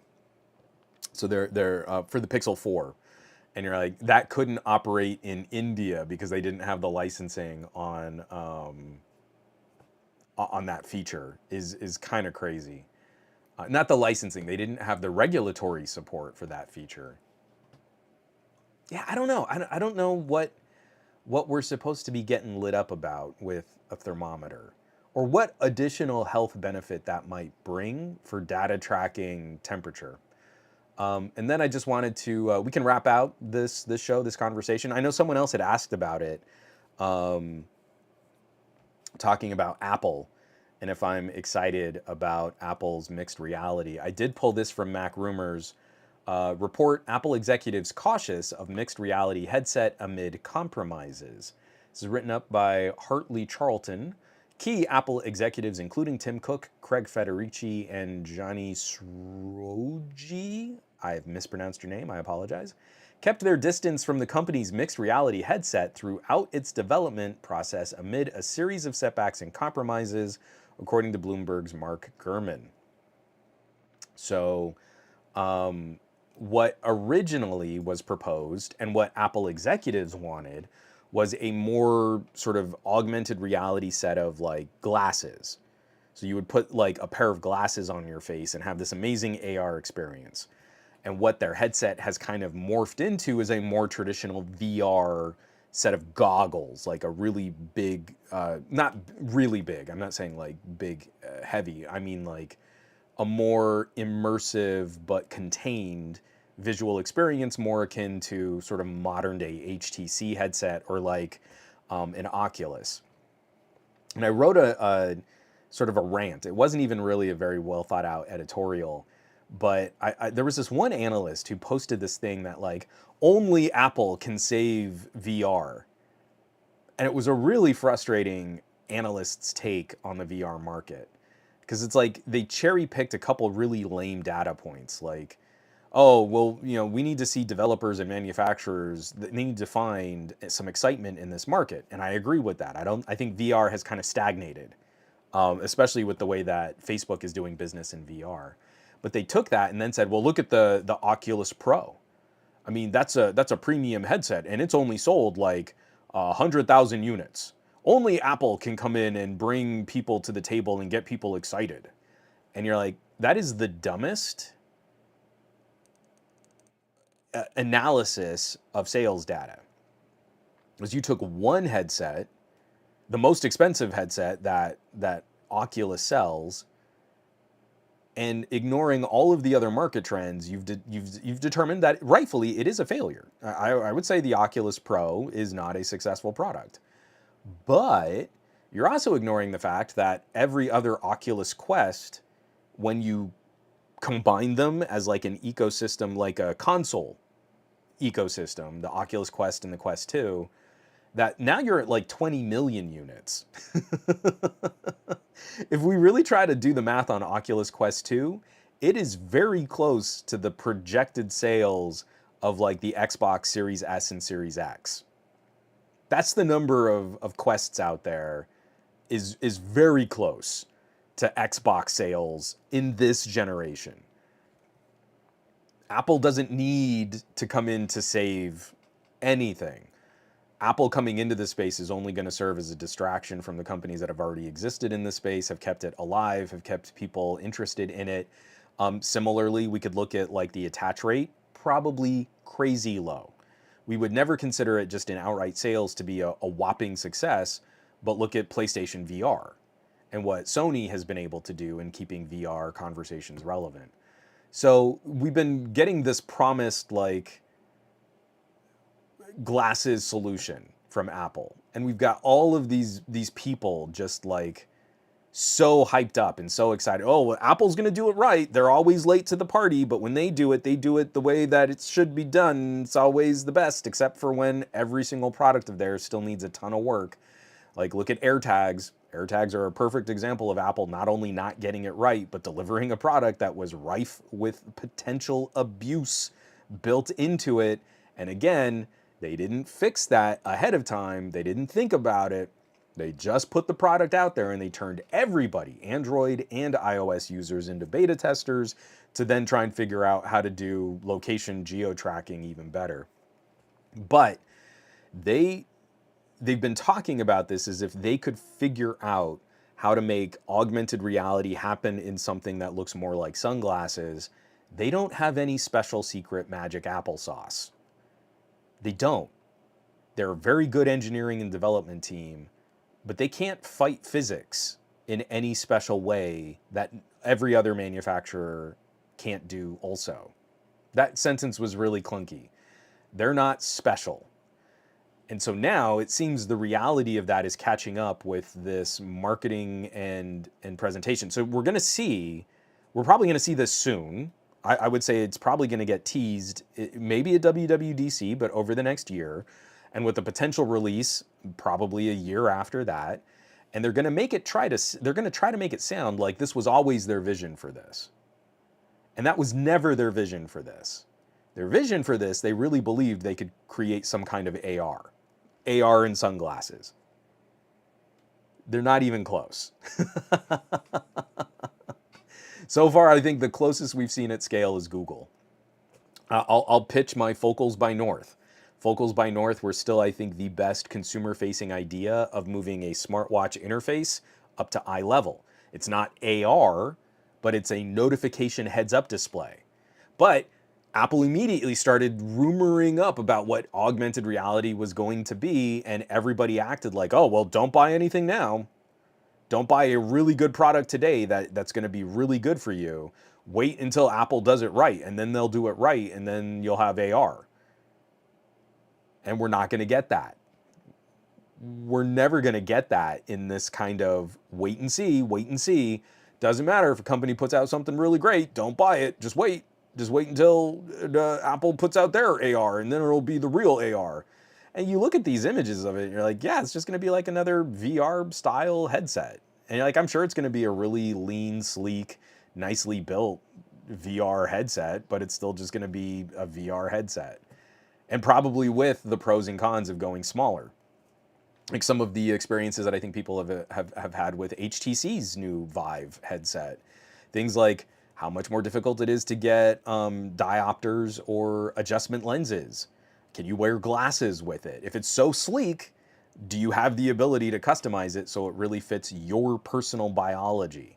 Because as I've been playing with more of these like wearable displays, which I'm really trying not to call these AR headsets, because the AR part of this is so rudimentary as to not really be practically beneficial.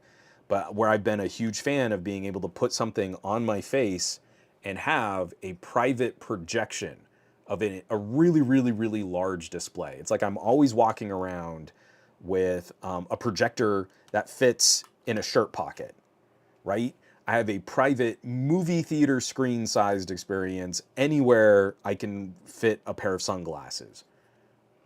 That is the reality. That is the tech, the possible tech of today. That it can be this compact and this minimized, this power efficient. It runs off of a USB cable. Oh no, I'm tethered to my phone, but I have great frame rates with no stuttering and no lag and no dropped frames. Oh darn, why can't it be wireless where my frame rate would be cut in half and I would drop more content? Oh, I don't want that. Why doesn't it have a battery and a processor that's going to run even hotter on my face? Why can't it make my face sweat more? I want it to be so much more convenient and make my face sweat more. This is the tech that's possible now. This is really good tech. The Nreals, the TCLs, the Rokid Max.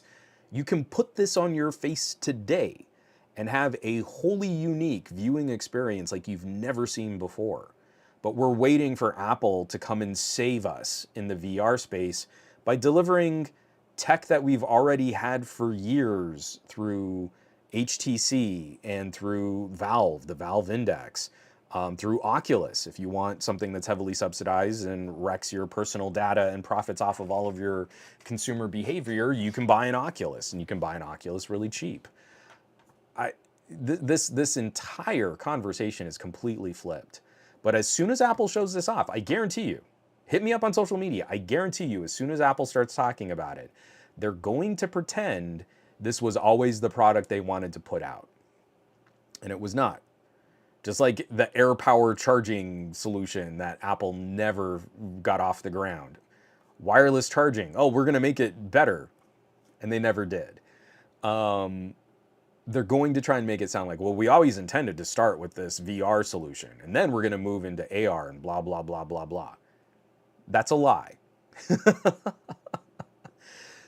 Increasingly, as more people like talk about the behind the scenes interactions at Apple, the solution was always a wearable pair of glasses that were going to be more augmented reality centric, more AR, not VR. And I think, unfortunately, the only company that's really going to get us closer now at scale, not with like corporate or with like engineering solutions like Microsoft has HoloLens, Vuzix does a whole bunch of, I think Vuzix, I think is the company name. They do a whole bunch of like headset style AR glasses for corporations. So like as you're walking around a warehouse, you can pull up information at eye level through like these little sort of like heads up displays. Stuff like that has existed for a while now. And now we're getting consumer versions of that kind of heads up display in action. But so far, I think the only one who's going to move forward on actual AR is going to be Google. Google bought out not Nreal. Google bought out Focals by North. They have a lot more engineering experience on making some kind of headset. Google Glass was a flop, but they learned a lot from it, hopefully. And we saw it. We saw that Marie Kondo beta test of using it for language translation. Like that's a kind of a cool idea of using some kind of AI enhanced augmented reality to translate speech and see it in real time, like up at eye level. That's going to get us closer. But if we don't accept a heads-up display, I don't think we're ever going to get to true AR. And it's a bummer because people could be using something better today, something better than a smartwatch. The Focals by North were so much better than a smartwatch. I miss them so much. They were like one of my all-time favorite tech experiences. They're dead. I have them in a box in my closet. I refuse to like throw them away. I refuse to get rid of them just as a museum piece. But I would put them on my face and I had every notification. I had walking directions. If I were the passenger in the car, I had turn by turn up at eye level. I had speech to text that was better and faster than any smartwatch I've ever used. They were wireless and connected to my phone. I mean, that experience was golden. And people went, no, it's not really good enough though. It needs like some polish and some updates. And it's kind of hard because they have to be fit for your face so that they perfectly fit your eye. You know, just wait until Apple does it because Apple will do it right. And like 5 years later, we still don't have Apple doing it right.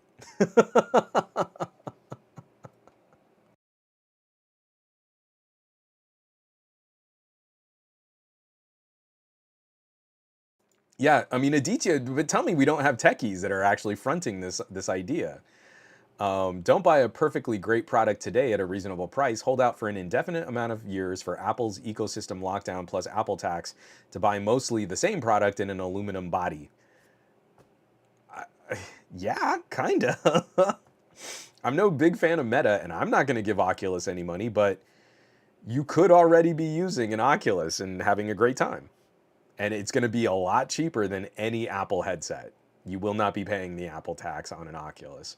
If you want to veer from that and you can pay more for the product up front so that your behavior isn't the data that is subsidizing the cost of that product, you've got HTC and you've got Steam, you've got Valve. Great headsets. Those headsets are awesome. If you really want to slum it like I do, there are still some older Windows mixed reality headsets just for you to dip your toe in. And you can get those things stupid cheap now because they weren't super popular. But man, I had a great time playing Beat Saber on a really inexpensive Acer mixed reality headset. It was great. It was awesome. I mean, it was really a lot of fun. It's just it's really frustrating.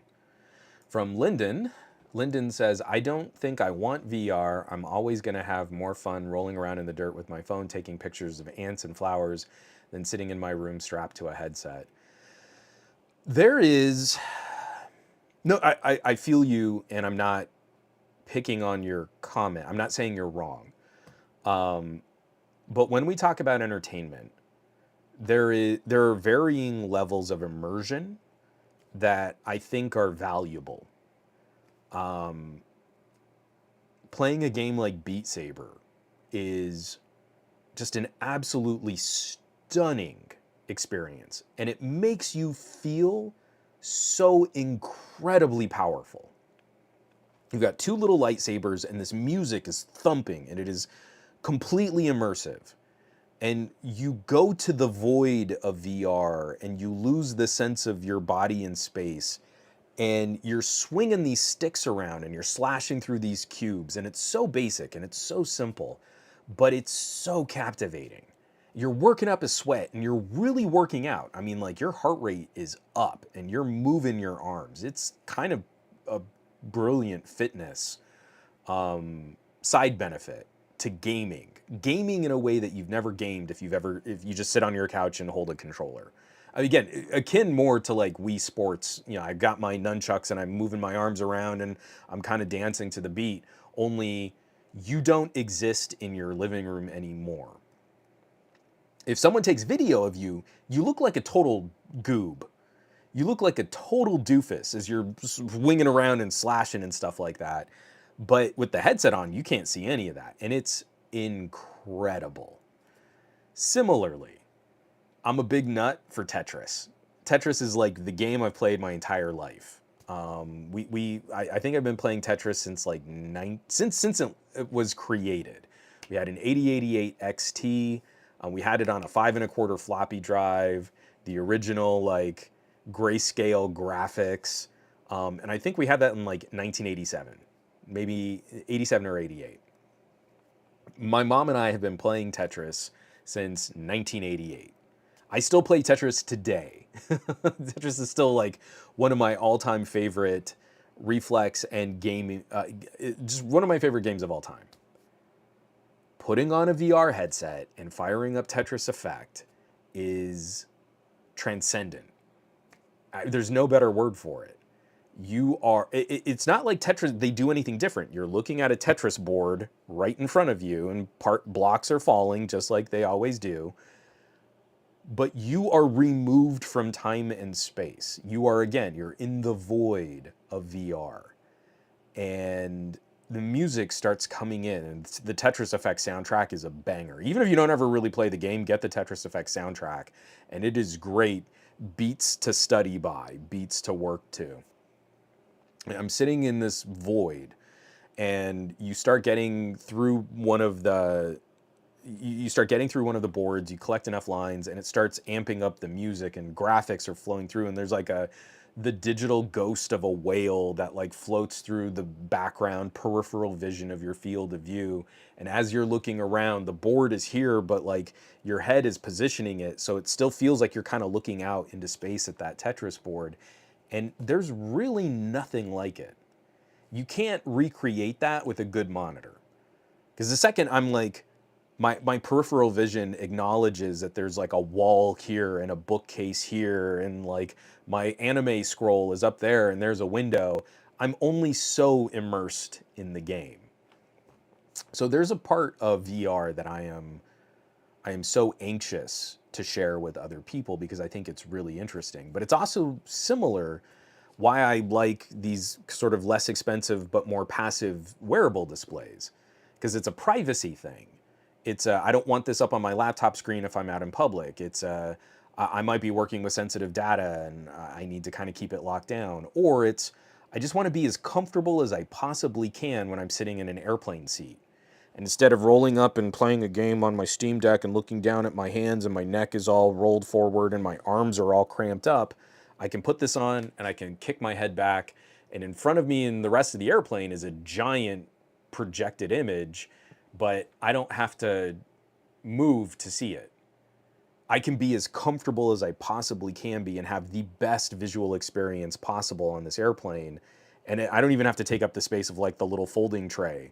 Because even the little folding trays are too small for tablets now, right?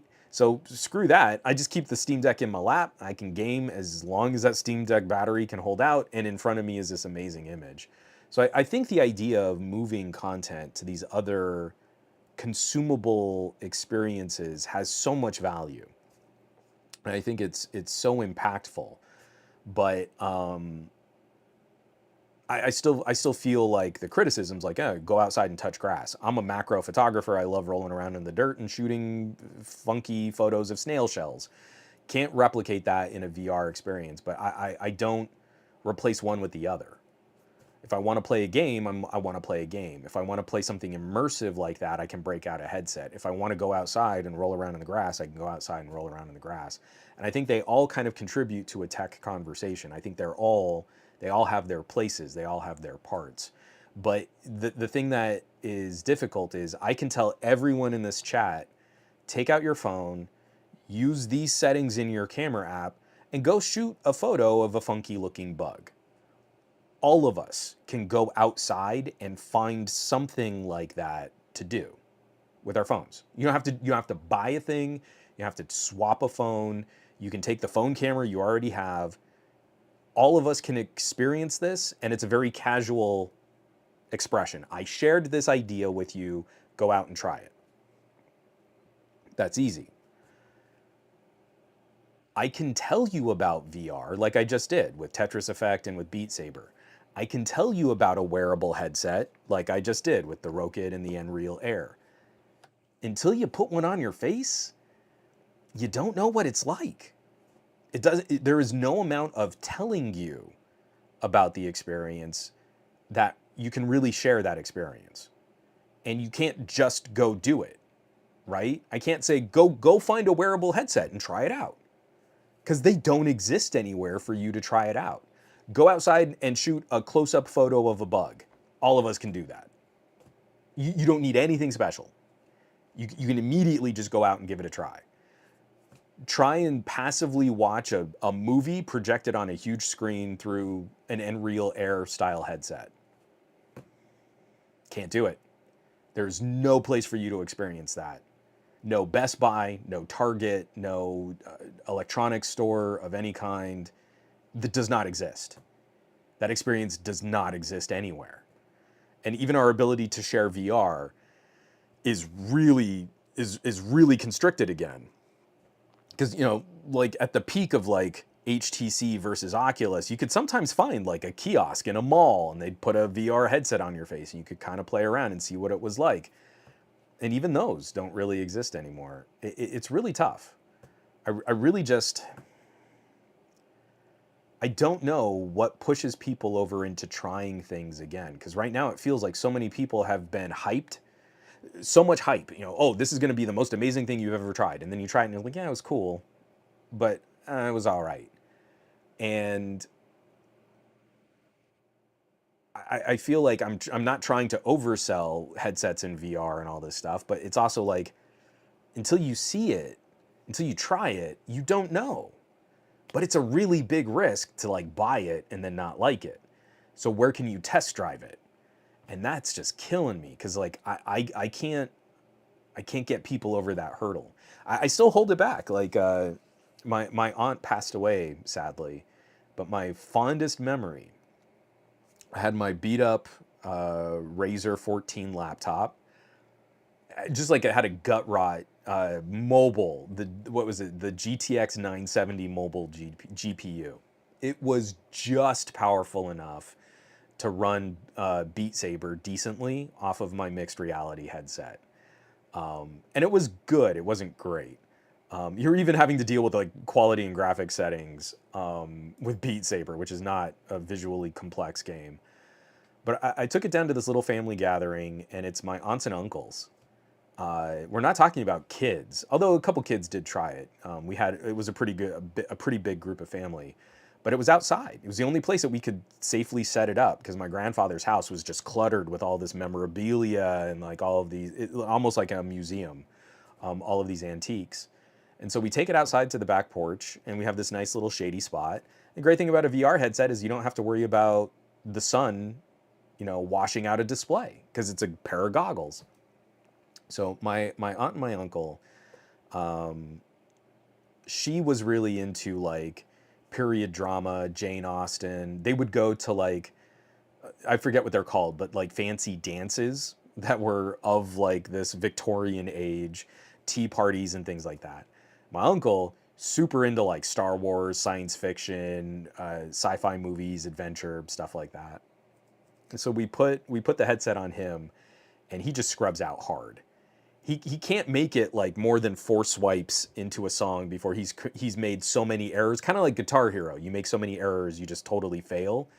And he tries for like a while. It's like 10 minutes of him like flailing and then song over, and flailing, song over, and flailing and song over. So then we put the headset on my Aunt Karen, and she scrubs out once. She's like, oh, so what am I supposed to do? Okay, I swing this way. Oh, and then I do this. Oh, and then to the beat of the music. Okay, so the blocks are on the beat of the music. Oh, the song's over. Like, go, try it one more time. And the second time and we got these all set on like the easiest, the easiest setting. So we fire it back up, and just from that, she's like, okay, yeah, and the beat, and up and down, and the beat, and up, and she's like just talking through this whole thing. She can't hear any of us because we've got big old headphones on her, so she can really hear it. And she finishes, I mean, not perfect. She didn't get a very high score, but she finishes the first song. She takes it off. She's like, wow, that was really fun. I really enjoyed it. I could see you could get a workout with that. It'd be great if you could add like 1 pound hand weights, and then you could really kind of get your arms swinging.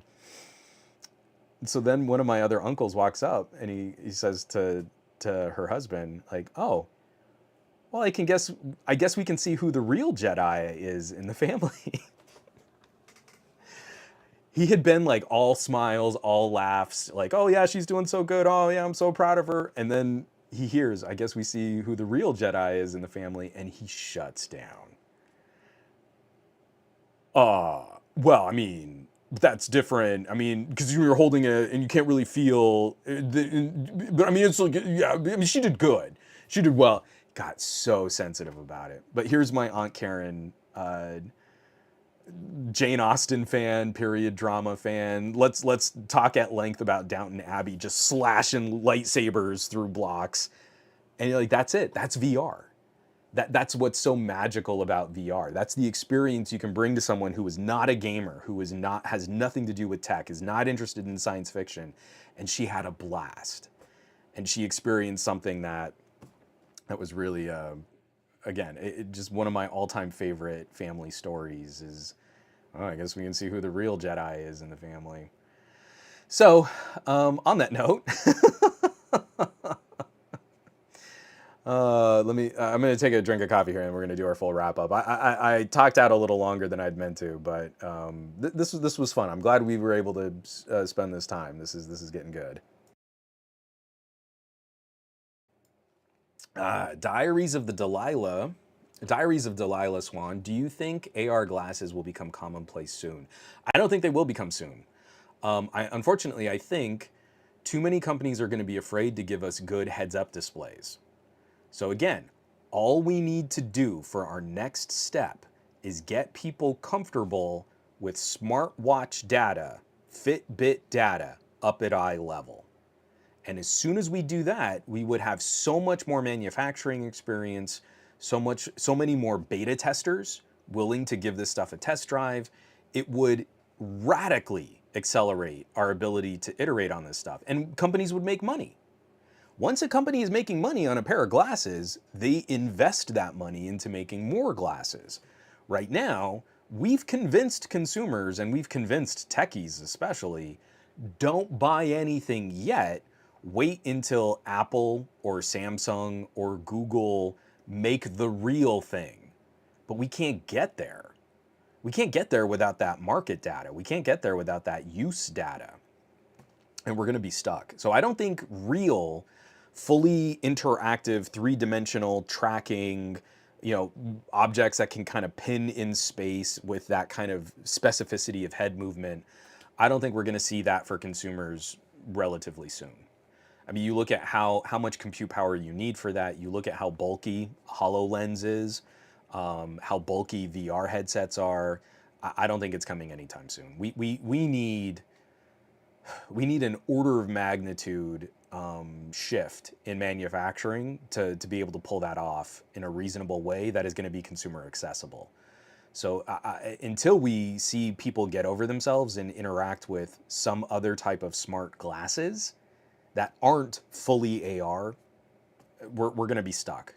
And it's sad because like years ago, I was on Board at Work. My pal Enabong Etta used to host a weekly podcast. And then that was like 6 or 7 years ago now. I was saying things like, well, man, in 5 years, if we're still looking at our glowing rectangle phone screen the same way that we are today, I'm going to be really disappointed. We're still basically just looking at our glowing rectangle phone screens. Nothing has evolved because we're all in this holding pattern of can't buy something good, we have to wait for something perfect. And we're basically screwed. It's really frustrating. As a futurist who would love to see the evolution of these products accelerate, we can't get there if people still keep holding out on waiting for perfect. Instead of getting something good, we're waiting for some idea of perfect, and it's so dumb. Oh, Barry Johnson. Tetris is one of my all-time faves, but my absolute fave is Nintendo's Tetris Attacks.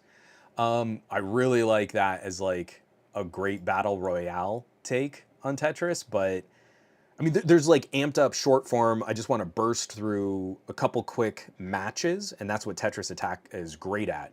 But then there's also the flip side of I want to lose all sense of time and space. And when you want to hit flow state and you just want to go and you just want to game and you want the blocks to fall and you want to kind of lose your sense of self, Tetris Effect is my jam. I can burn my Steam Deck's battery on Tetris Effect, and it's really wonderful. I would highly recommend giving it a shot.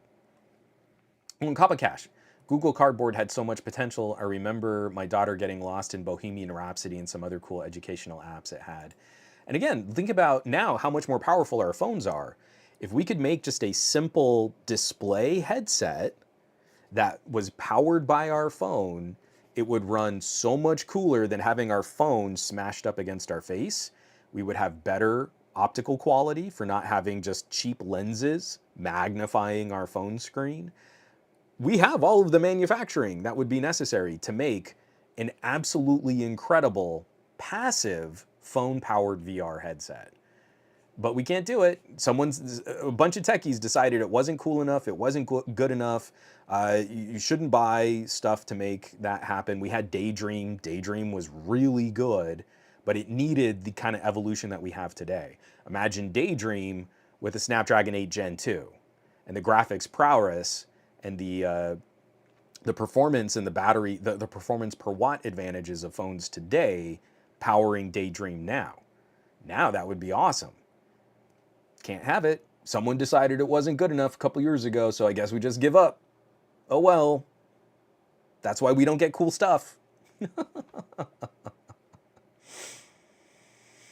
Oh yeah. Aditya Anil and a couple other people are offering condolences. She passed away a little while ago after some pretty difficult health challenges, and it really did get to that place of it being sort of a kindness. She faced. Uh-oh. I think my camera just overheated. It is really hot in this office right now. Funnily enough, people on the Instagram feed still get to see my face, but folks on the on the mainstream, I think just lost my camera. Sorry about that.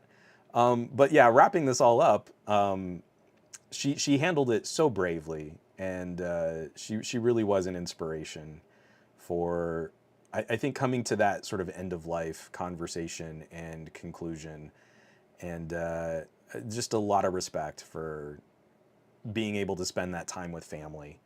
I think, you know, if something terrible is going to happen to a family member like that, the thing you can hope for is that she's able to spend her remaining days comfortable and surrounded by people that cared about her. And for all of us, you know, there are definitely worse ways to go. So let me see if I can just get this clicked on one more time. This is the first time I think I've ever seen. Yeah, I got to work on my cooling in here. I'm gonna have to start like cranking the AC and maybe even getting a fan back there. That's the first time I think I've ever had my camera overheat in a live stream like that, and I'm definitely a little sweaty right now, Pete sweaty. So folks, yeah, Kappa Cash, darn you, Panasonic. Yeah. DT, I've never jumped onto Instagram faster. Good job. You caught me just kind of catching the end of this. That's hilarious. Yeah, the Instagram feed. So, and this is Instagram being powered by my Moto Edge Plus 2022 with that Snapdragon 8 Gen 1 did not overheat, where my Panasonic camera did overheat. So there's your thermal throttling test. 8 Gen 1 versus Lumix G9, which is hilarious. Soar Hunter, maybe I should just use the V60. You know, I have a couple older phones. Like, you know what phone might actually be really good at that? Is like one of my OnePluses. So like a OnePlus, I have my OnePlus 8 Pro. And I bet you that Snapdragon 865 it'd be a champ at doing a really long live stream like this. So,